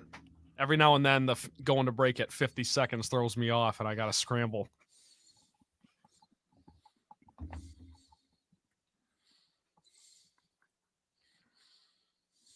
Do people outside the 2-3? Yes. The first couple of minutes, the whole network hears it. Yeah, anything you hear on Twitch, the whole network hears. And they're all local ads right now. Michigan Go Blue, if you've got some national ads that you want to buy with us, I'd be more than willing to put you on the air tomorrow. We're in. On Monday.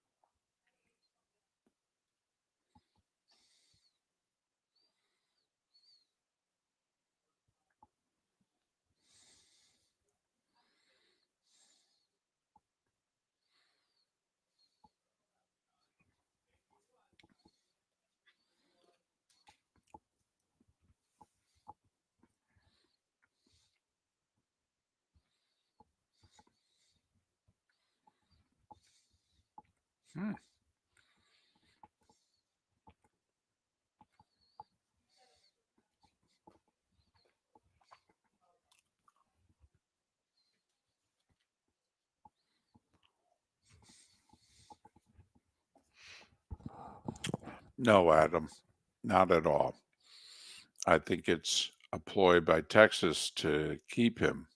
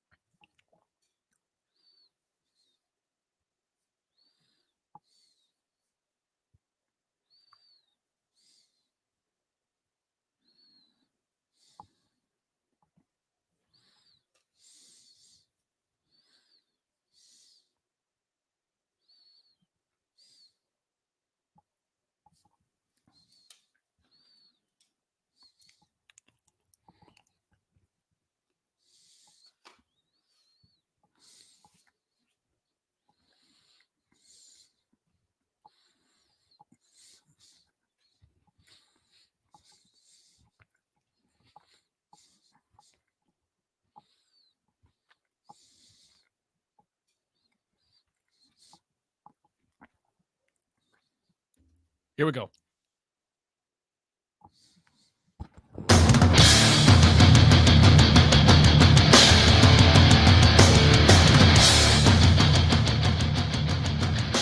You are listening to Miller and Moulton, exclusively on the Florida Sports Network. And now, here's Mark Miller and David Moulton. It is the Diamond District bonus hour. It continues into December on this Football Friday. Football Friday. Miller and Moulton, 6 to 9 on the Florida Sports Network, 9 to 10 just for you in the 239. Hope you've had a good week. It's December, baby. I'm telling you, this year, to me anyway, seems as if it's moving along a little faster than most. That's just me. Hey, you two Michiganders, although Mark hasn't been in Michigan in 35 years, Trent, he's like, oh, yeah, Michigander. Did you hear the news from Amazon? No. Neither one of you have seen Bye Bye Barry, correct? Right. Yeah. Most watched documentary in the U.S. that Amazon's ever had. Makes sense. Okay. Well, it does from the standpoint of a lot of football fans have Prime already because of Thursday Night Football. So then they're going to put on this documentary they're promoting. Plus, who doesn't like Barry Sanders? He's a very likable legend. Well, in part because he never really beat anybody. No reason to hate him. He threw the ball, but he threw the ball back to the ref, David. No one disliked Barry. No one disliked universally loved. Class Absolutely. And respected. Correct. But I just thought you guys would get it. Now, I don't know how many documentaries Amazon has done. Well, that was kind of where I was going. It's not a big format on their. I'm sure they have some, but right. But they did a Kelsey documentary. This one, more people have watched Bye Bye Barry. It's been out, a week and a half? Thereabouts. I think it debuted 2 Tuesdays ago. By the way, there's a guy who listens to our show in Southwest Florida who is one of the producers of Bye Bye Barry. He helped out on the, producing it. Been trying to get him on the show. But, so anyway, I just thought, throw that out there. And also, it's amazing to me that neither one of you two have seen it. Yeah, I'm actually ashamed of that. I'm ashamed that you haven't seen it either. I'm not holding up my end of the bargain for the show. I mean, Mark's married with 2 kids. There was a holiday in the middle. He was cooking, picking people up at the airport and what have you. I mean, you went home to be with family. You guys didn't watch Bye Bye Barry? What the heck? Well, they've all seen it. I haven't. Oh, they had. So they watched it without you. I thought this was going to be a family thing. I thought the whole Valley family would sit down and then the Lions losing, you had to find some joy, something to keep you happy over the weekend. I mean, yeah, they watched it again, without you. That was kind of the plan. And then my brother and I at 10 p.m. at the bar on Wednesday night decided we were going to the Lions game. So that kind of ate up that window. So they watched it without you? They've seen it. I don't necessarily know if they systematically chose to watch it without me. Well, but if they've seen it, then they did make that choice. Boy, they've They've Trent, moved on quickly, haven't I they? was just going to say, Trent, they love you, but they've moved on. All right. Can turn that room into an Airbnb. 2 words for you, David. And you and I don't understand this. We're both only children. Right. Middle child. There you go. To the fullest. Yep. Although my dad is texting me right now. He says, Bye Bye Barry's fantastic. So he's listening. Well, he's listening. Yeah, well, sure, because you watched it, Dad, without him. Listen, Trent, here's what I'm hoping. We brought it up, okay, because I was hoping I kind of knew the answers. You know, I was the lawyer that knew the answers to the questions before I asked them.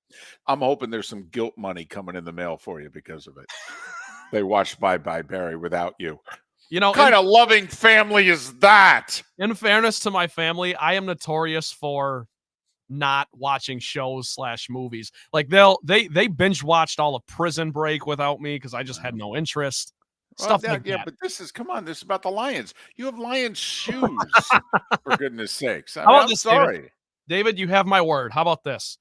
Bye Bye Barry will be the first thing that I watch at my brand new apartment tonight. How's that? Well, I don't even have a Prime account. I'll find a way to get it, and I will watch it. Well, there's got to be a way for you to snarf it off somebody. Hell, why don't you snarf it off one of your family members who watched it without you? In fact, that's what you do. Make them feel guilty. Hey, since you guys watch this without me, what's the info? Never going to hear the end of this. Ever. And rightfully so. Season ticket holder, diehard fan, wears the gear every day. I haven't seen it. It's been out for 2 weeks. Shame on me. So anyway, I haven't seen it either. And, I do kind of do sports for a living. So, I mean. Yeah, but it's not like we're going to do a segment on Bye Bye. Well, I guess we just did. But we did it without seeing it, which is fine. Well, we're not going to do a segment on Bye Bye Barry, but we will do at least half a segment on Trent's family watching it without him. Anyway, I digress. I just thought you guys would find that interesting. So, so you're picking the Patriots over the Chargers. That's your big upset of the weekend. Yes, really. I'm done with the LA Chargers. But, I mean, that includes college, though, too. Now, you are Mr. Favorite. So, this isn't that shocking. I picked App State plus 5.5 against your Troy. Well, you took the points. I don't know if you have them winning. Do you think they're going to win? I mean, I've got Miami of Ohio in the 8 against Toledo. I don't know that they win, but I'm taking the points. I do think UNLV as a dog beats Boise. I think SMU wins outright. I've just got a feeling that Liberty ends up the only G5 team undefeated. I know Tulane's already lost a game, but that they get their setup for a payday. Okay. I mean, Hugh Freeze left a good team behind, that's for sure. Probably a better one than the one he went to. Hello. If you could have one result this weekend, Saturday or Sunday or Friday. Though I'm not sure. It's really easy for me. It's never going to happen. There's only one result that I would want. Iowa would have beat Michigan. I mean, all right. come on. Let me ask, can we just go down this road for a humorous second?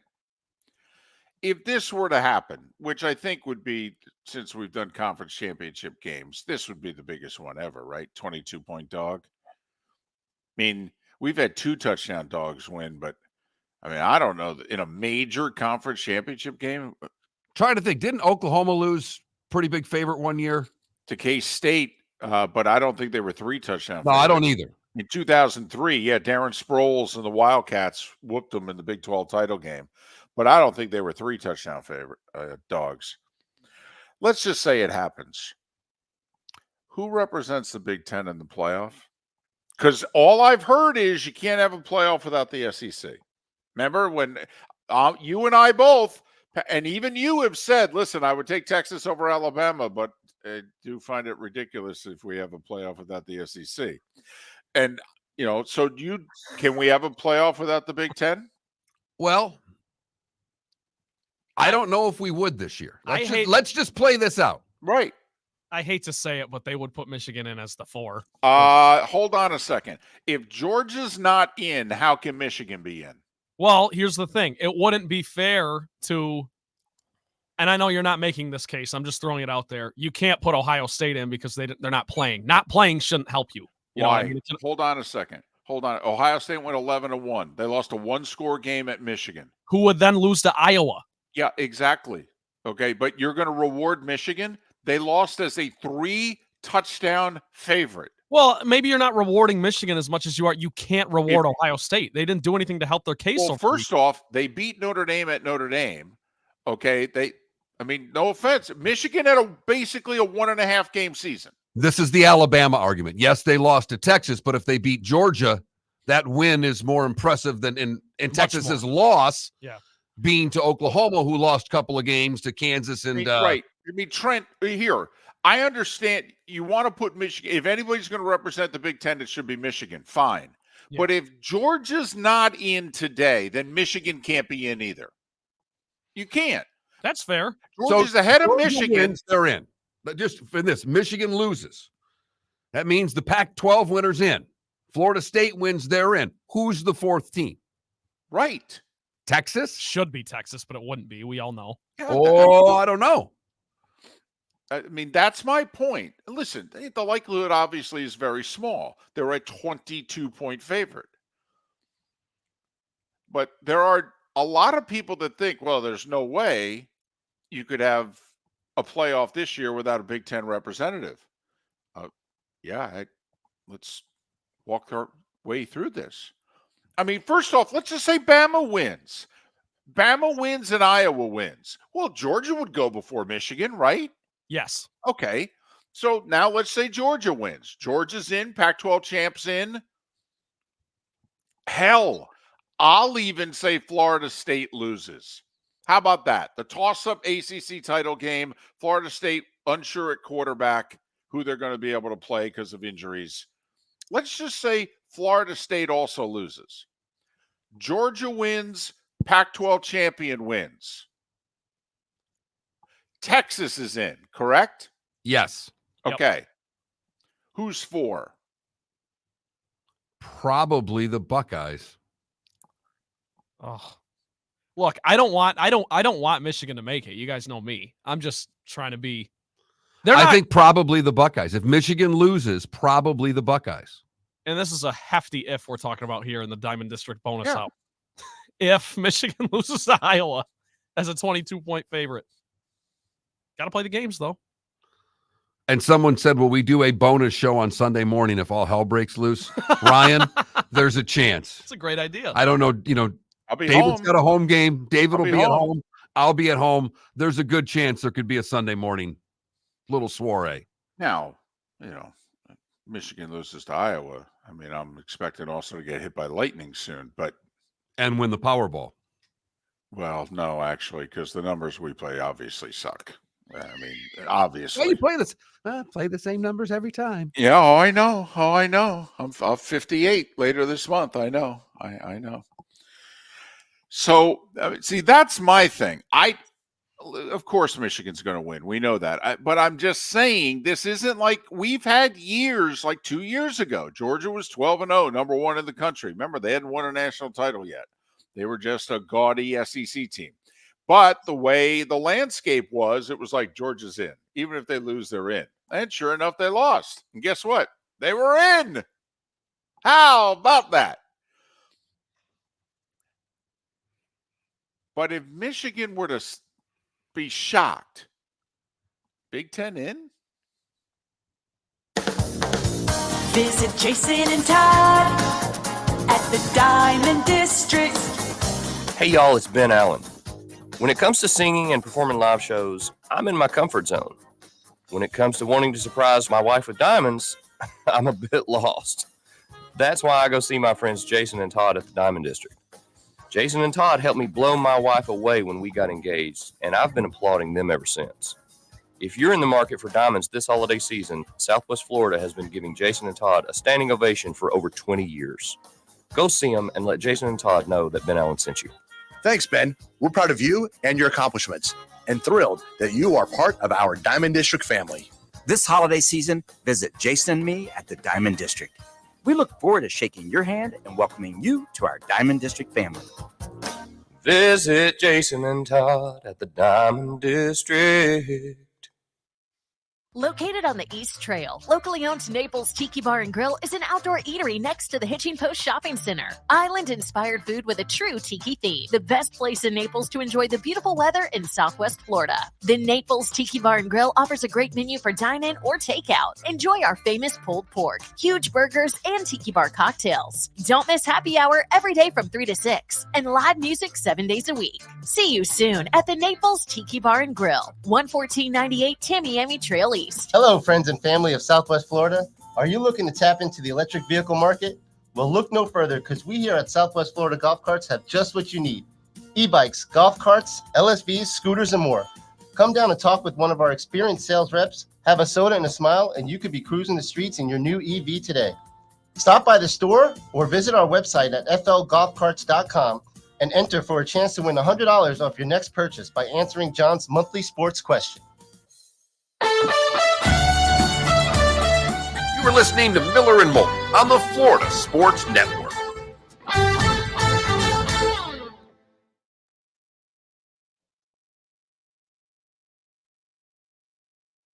So, Mark, do you think the highest Alabama could get is 4? Or do you think the committee would actually, if all this chaos does happen, they would put them higher based on the trend? I think they'd put them higher. Yeah. I think they'd put Georgia 4 if they put Georgia in. I think if Alabama beats Georgia, I could see them leaping. I don't even know anymore. I'm so confused right now. Put them at 2 and 3 and run it back. That would be insane. We just need 12. That's what we need. But this is a good way to close out the era of 4 teams. It's never been this chaotic. Not even close. I can't even remember a year where there was more than one bubble team that people were actually talking about. Exactly. You know what I mean? Like exactly. This year, it feels like there's 4 teams outside the top 4 that you can make cases for. But certain scenarios need to happen. It's wild. It's perfect for college football.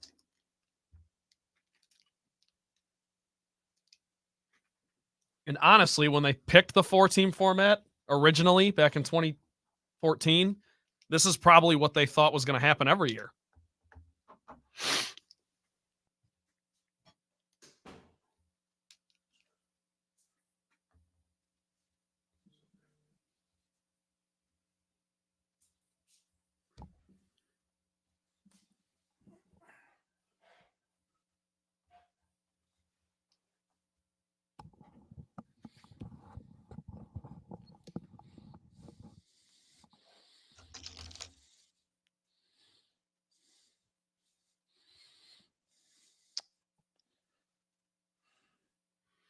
Yeah,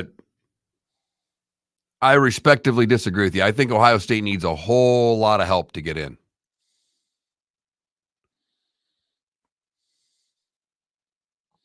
And I actually heard something on one of the other shows that it might have been Fortenbaugh's show that they said putting Ohio State at 5 just made the television show better for another week. If they put them at 7, it says they've got no shot. Putting them at 5 makes it look like they have a shot. Well, they put them at 6, but or 6, but yes. I'm sorry, but you yes, right, because that was the thing. They either had to put them ahead of Texas and Alabama or behind Texas and Alabama. So they put them ahead of them.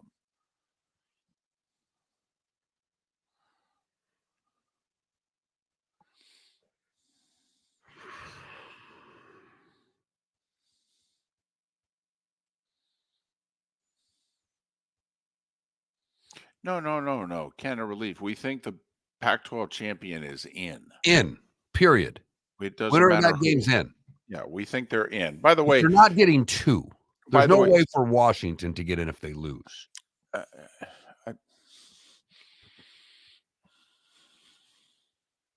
I don't think Washington gets in front of Ohio State, if you know what I mean. See, and I think there's a chance. But I think it would have to be a 31-30 loss.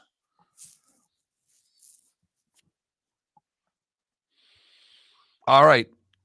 Jerry Garcia there, which was nice spelling there. J. Ray. Ohio State makes the playoff. or Ryan Day gets fired. You can have one right now. What do you want? Who was it who asked if Georgia loses, everybody else wins? What would the seedings be? I think it would be Michigan, Oregon, Alabama, Florida State.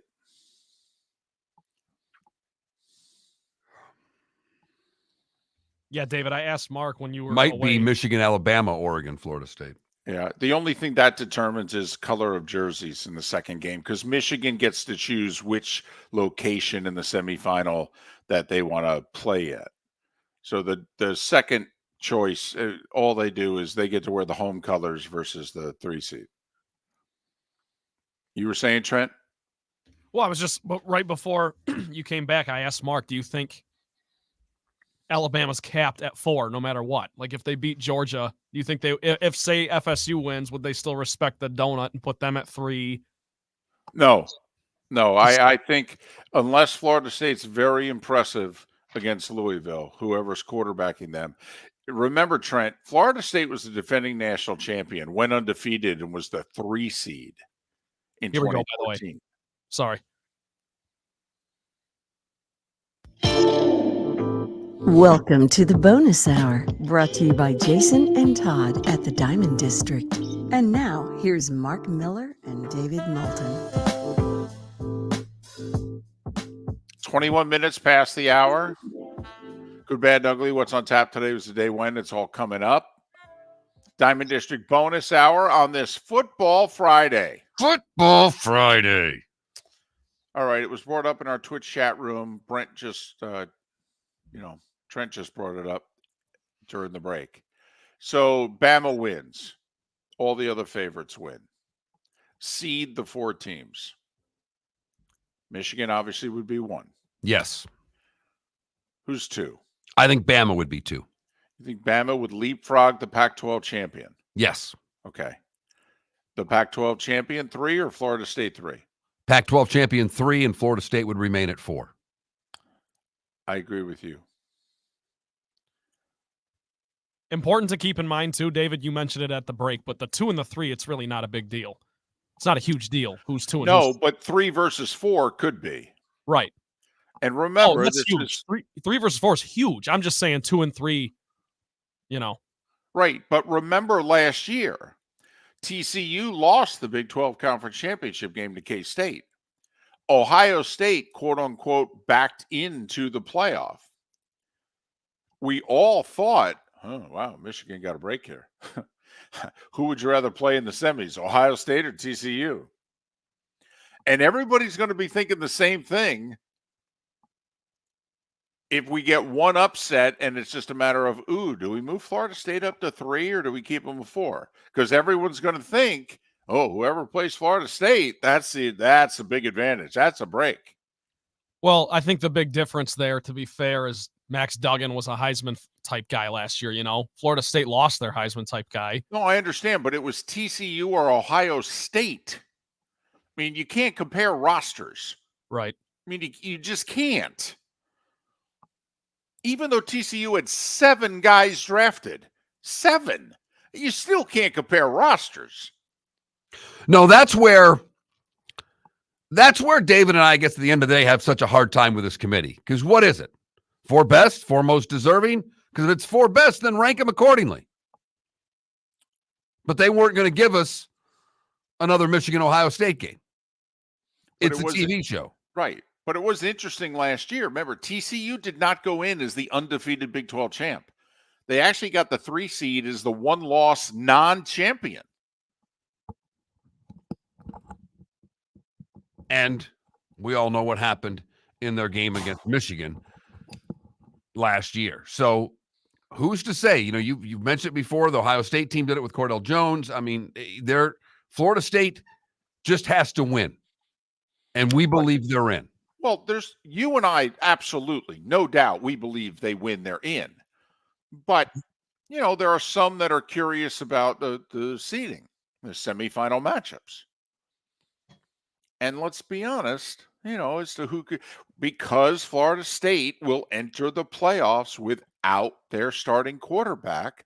Most people believe if you can play Florida State, you're catching a break. Mark, you did the point spreads yesterday, right? Right. Florida Georgia- State will be a 14-point dog to Georgia, a 13-point dog to Michigan, a 12-point dog to Oregon, and a 10-point dog to Alabama. I mean, ask a Michigan fan who do they want to play I feel like they'd be afraid to answer that question. after as a like- one or the 2 seed. Just honestly, ask Florida them. State. They all want to play. Everybody wants to play Florida Right. State. They don't want to play Oregon. Right. It's less about the seed as much as it is about the opponent. Because they want Florida State. It's not about being 1 or 2. Now, also, I can't wait to see Michigan, Oregon on the Big Ten Network in classic Big Ten games in future years. And Big Ten Heisman Trophy winner Bo Nix.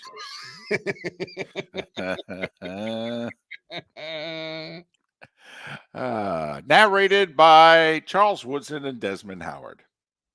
Right. But pay attention to the news as to who's starting at quarterback for Florida State. Lots of noise in the system that Rodemaker can't go, which means they'd be down to their third string quarterback, although technically so was Cardell Jones. By the time they got to Cardell, he was actually third on the depth chart. Pretty good Brock third. Cannon, that's the third string quarterback. Is that it? Brock Glenn, I thought. Brock Glenn, sorry. Brock Glenn. But he has a cannon, Mark. He does. Freudian slip. You know. So Tate Rodemaker or Brock Glenn. Anyway, it's down to 1.5, Florida State over Louisville. Obviously, there's something going on there. But we'll see. We don't normally get a lot of upsets in these conference championship games. We don't. Kansas State was a very small dog last year. A lot of people actually thought K-State was going to beat TCU. And it went, great game, went overtime, the whole deal. But, will we get 1 or 2 of all the years? Because remember, we have not had a lot of upsets in November, did we? No.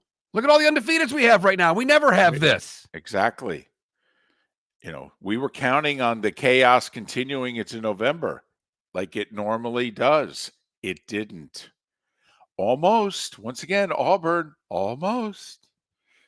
Almost. Well, and Washington had tough games. Yes, they got did. it done. So, will we get one? Will we get one this weekend? And then, with or without, how do they seed them?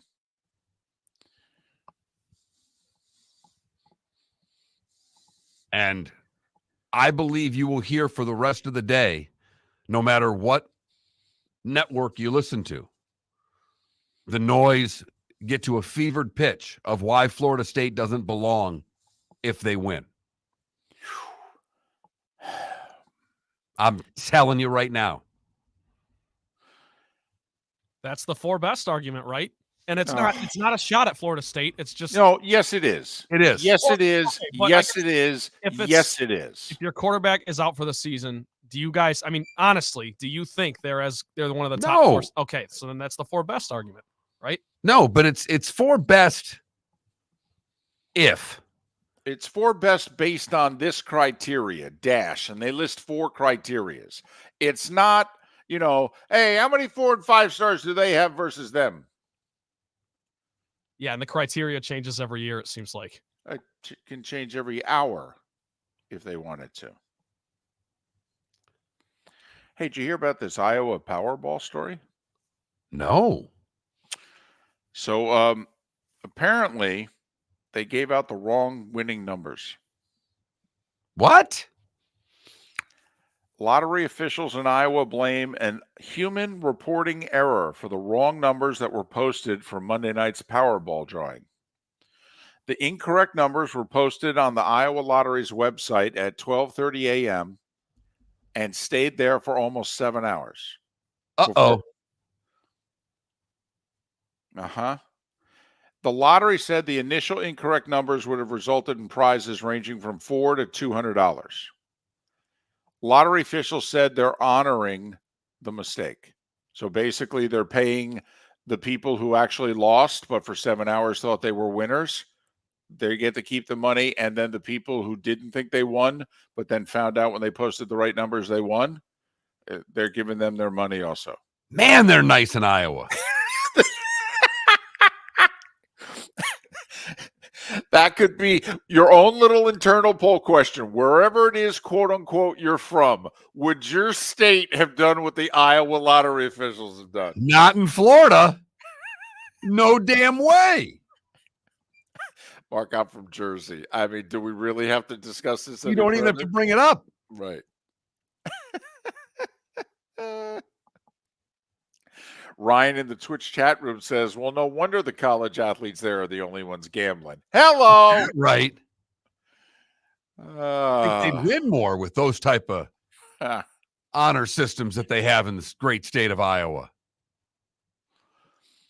KW brings up, wait, how many ripped up their tickets? And then at 7:30 the next morning are like, wait, we throw out the garbage? Good, bad, and ugly. What's on tap today was the day when, all coming up. Visit Jason and Todd at the Diamond District. When choosing something of high value and personal significance, such as a diamond, you want to shop with the best. And the mall is not the place to be. Here are my friends, Jason and Todd with the Diamond District. Take a stroll in the mall, pop into a few jewelry stores, and you'll soon discover you're in the wrong place. Rings begin to look all alike. You're not finding GIA certified diamonds. You quickly realize you know more than a salesperson helping you, and all the same financing gets pushed on you. Visit Jason and me, and you'll find America's top bridal designers dealing exclusively with the Diamond District. You'll find the largest selection of GIA certified diamonds, all priced 8 to 10% over cost. You'll find educated sales consultants who have many years' experience and are not paid commissions. And you'll find Todd and me in the store nearly every day, wanting to shake your hand and welcome you to our Diamond District family. Visit Jason and Todd at the Diamond District. Yeah. Hi. Excuse me. Hey, the line starts back here. Ma'am, if your party's not here, you're going to have to go around and get it. If you had the opportunity to avoid all this, wouldn't you?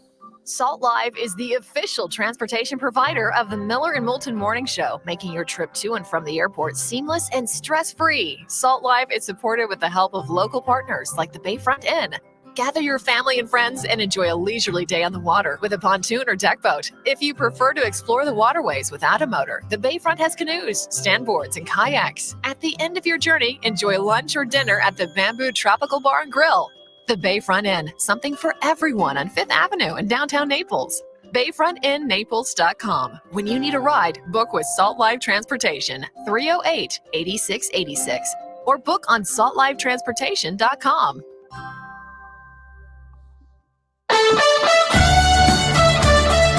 You are listening to Miller and Moulton on the Florida Sports Network.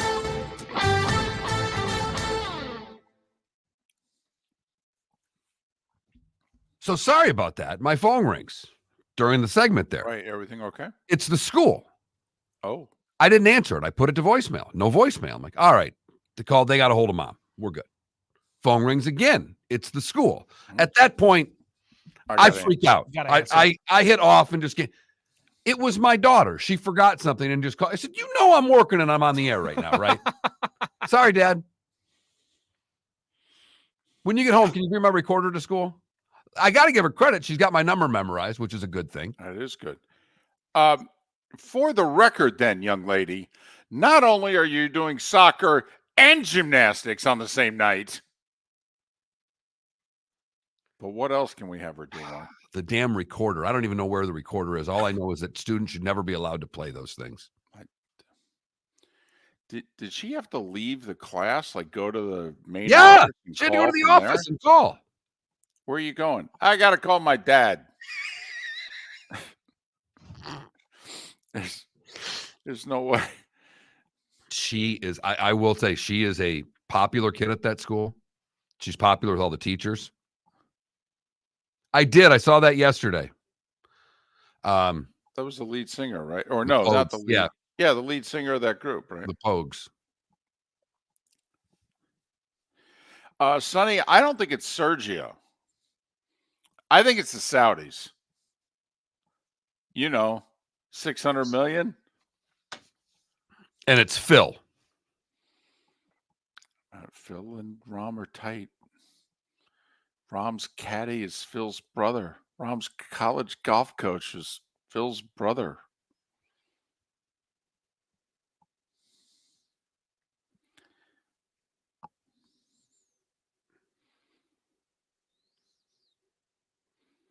I'll tell you what, this will be an amazing press conference from Rom if this is true. Because it'll be like, well, okay, John, the obvious, what changed?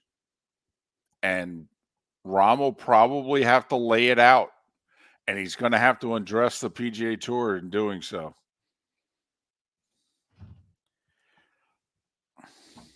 Miller and Moulton, we're not the best talk show in the world, far from it. But we did say when he bailed out of Tiger and Rory's thing, we said something's going on. Scheduling conflict. Right. Yes, Monday and Tuesday. Come on. Right.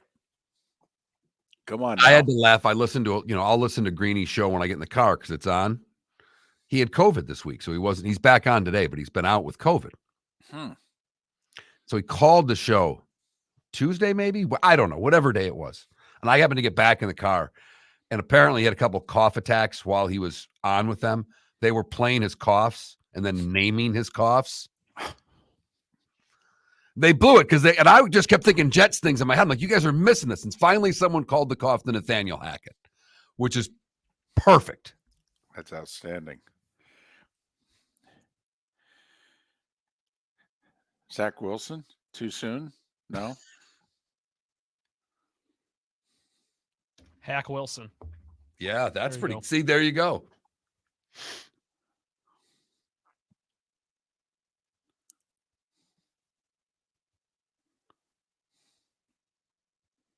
Did you see OK Music's dialogue? Teacher says to your daughter, where are you going? She goes, Dad needs me for his picks. It'd be great if we could work it out with school. 8:38 every Friday. Go to your daughter for the picks. Okay. Wish she just liked football just a touch. No one's supposed to be calling us right now, right? No. Oh, okay. Phone's ringing. I did put the volleyball on last night. Yeah, they got whacked. Whacked. By the way, Trent, the Sports Business Journal guy said he overslept, but that he called the hotline and nobody picked up. Yeah, we got nothing. That whole segment. I was watching it. No. He called after the segment. Oh. That's what he said. He said, no, I overslept. That was my bad, what have you. But then I called. Okay. And so. Yeah, no, once that segment was done, I just assumed we were. Right. Well, and normally we are. I'm just saying, but if you see the hotline. Welcome to the bonus hour, brought to you by Jason and Todd at the Diamond District. And now, here's Mark Miller and David Moulton. 22 minutes until the top of the hour, 16 until we are done for the week. This is the Diamond District bonus hour edition of Miller and Moulton. Thanks so much for being with us. First day of December, a football Friday. 10 conference championship games, 2 of them tonight, 8 of them tomorrow. And then the rest of week 13 in the NFL, which got out to a great start last night. Very exciting game. Just the, I think, 6th NFL game without a punt. Dallas 41-35 over Seattle. I'm telling you, outside of the penalties, it's the perfect game for Roger Goodell.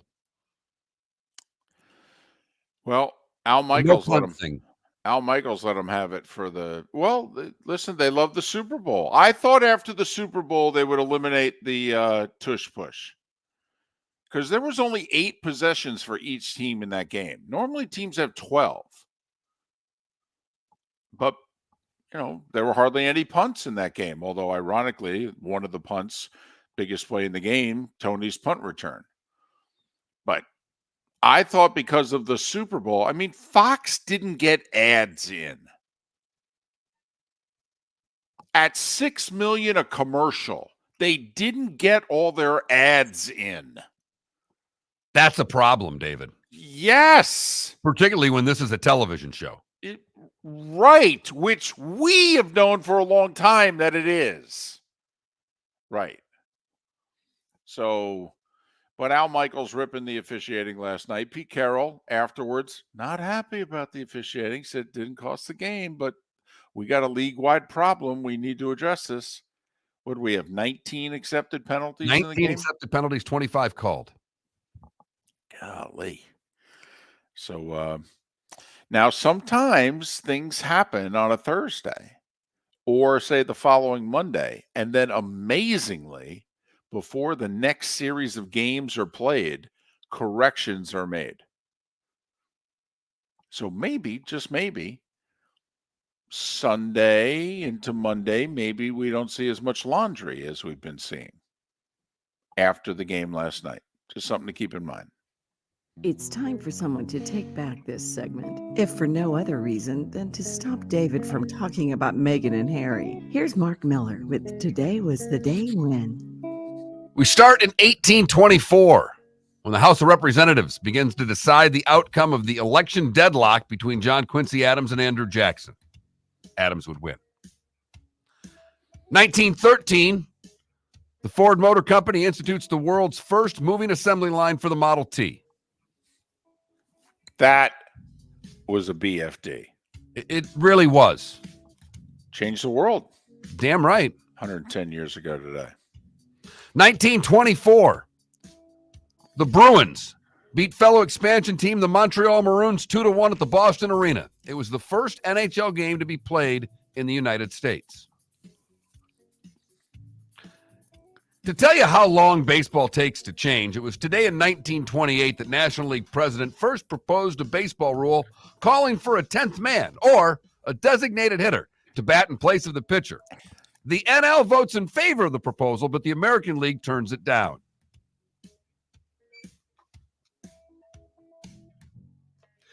In 1930, the NHL drops the 20-minute slashing about the head penalty.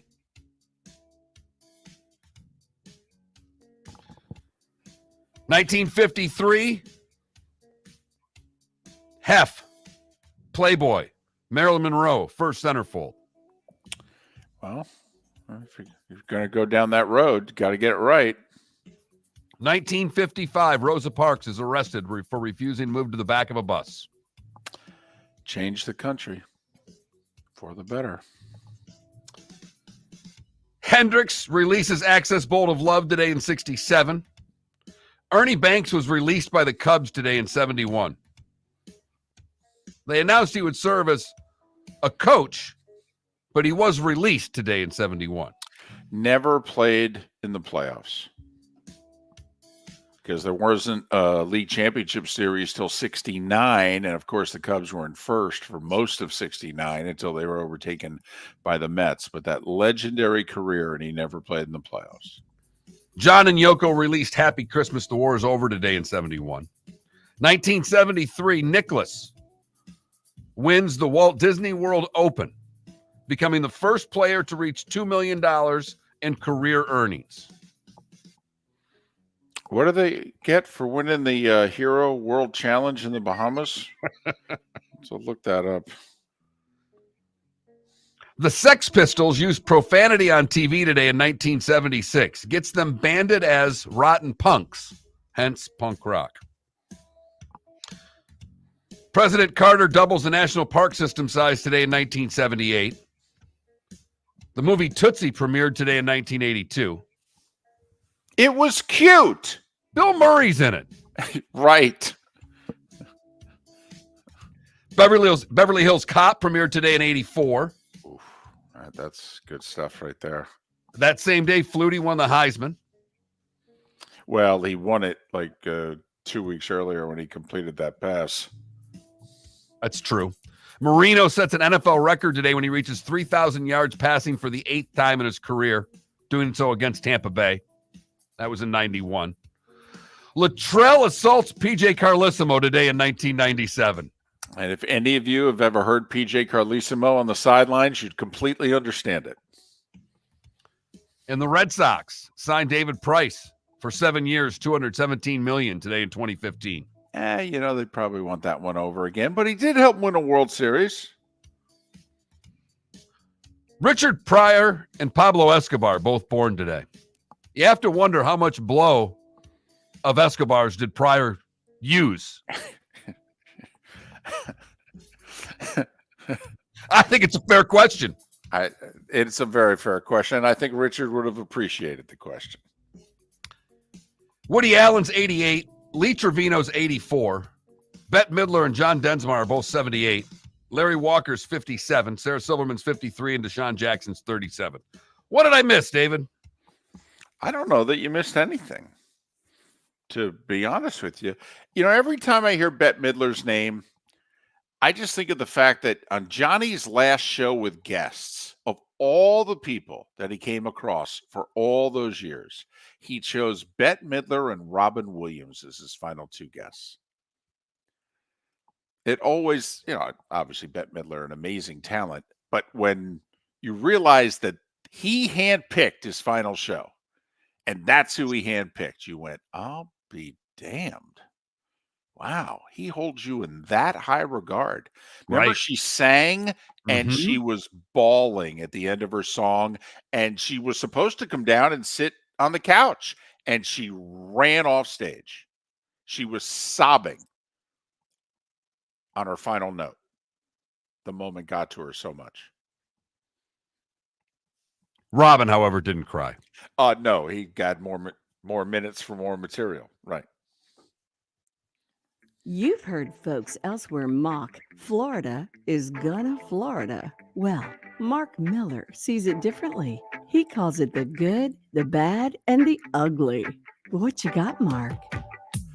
Remember you did the thing about Nicholas and $2 million? Yeah. Okay, just so you know, they're playing for $4.5 million, 20 guys in the Bahamas today in the Hero World Challenge. Right. I'm guessing first place is probably 1.5. Natalie Huntington's our good today. She created a nonprofit called Deck the Paws. She's 12 years old.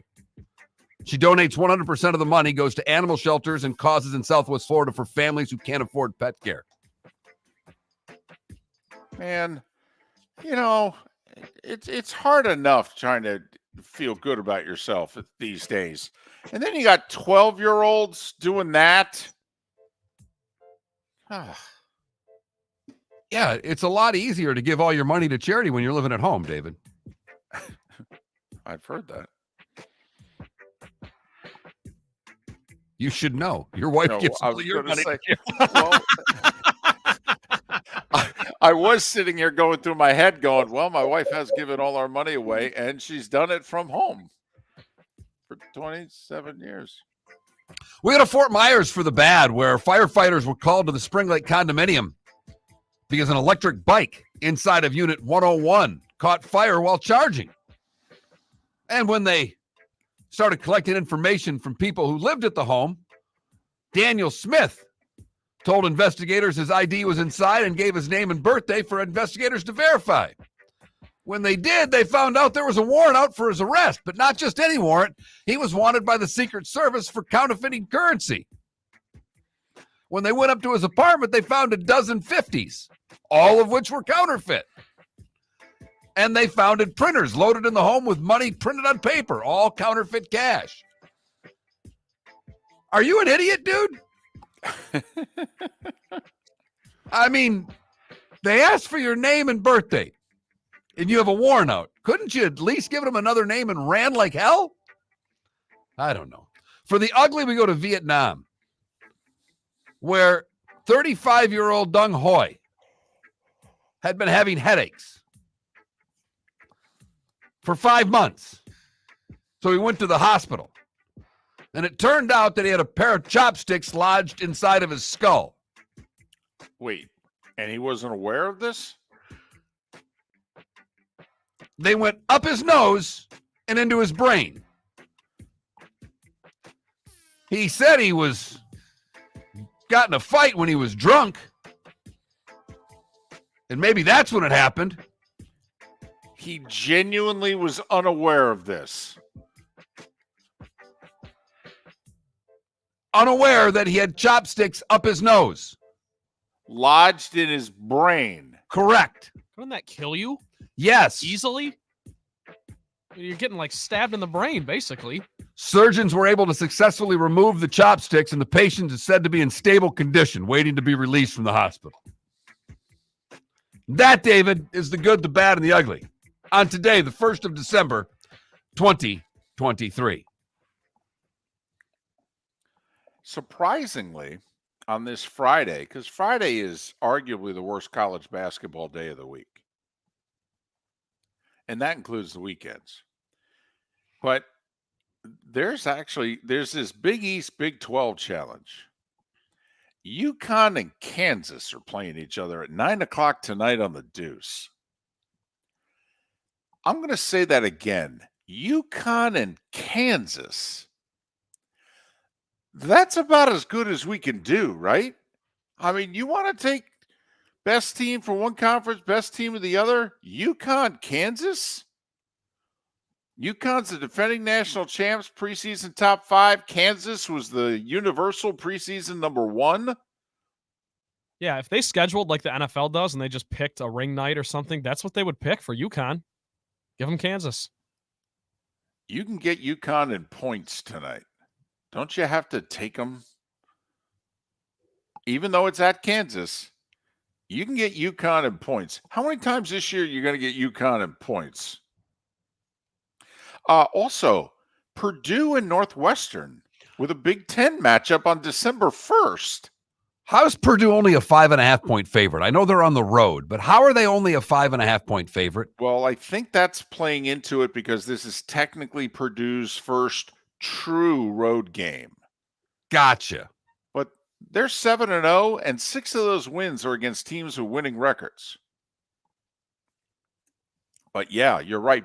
Big Ten Network, by the way, for that one at 9 o'clock. So a couple of interesting college basketball. Houston Xavier also 6:30 on FS1 in that Big East Big 12 thing.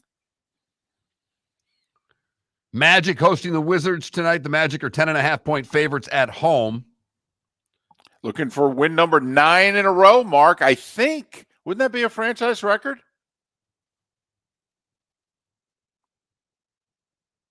I do not know the answer to that, and I apologize. I should.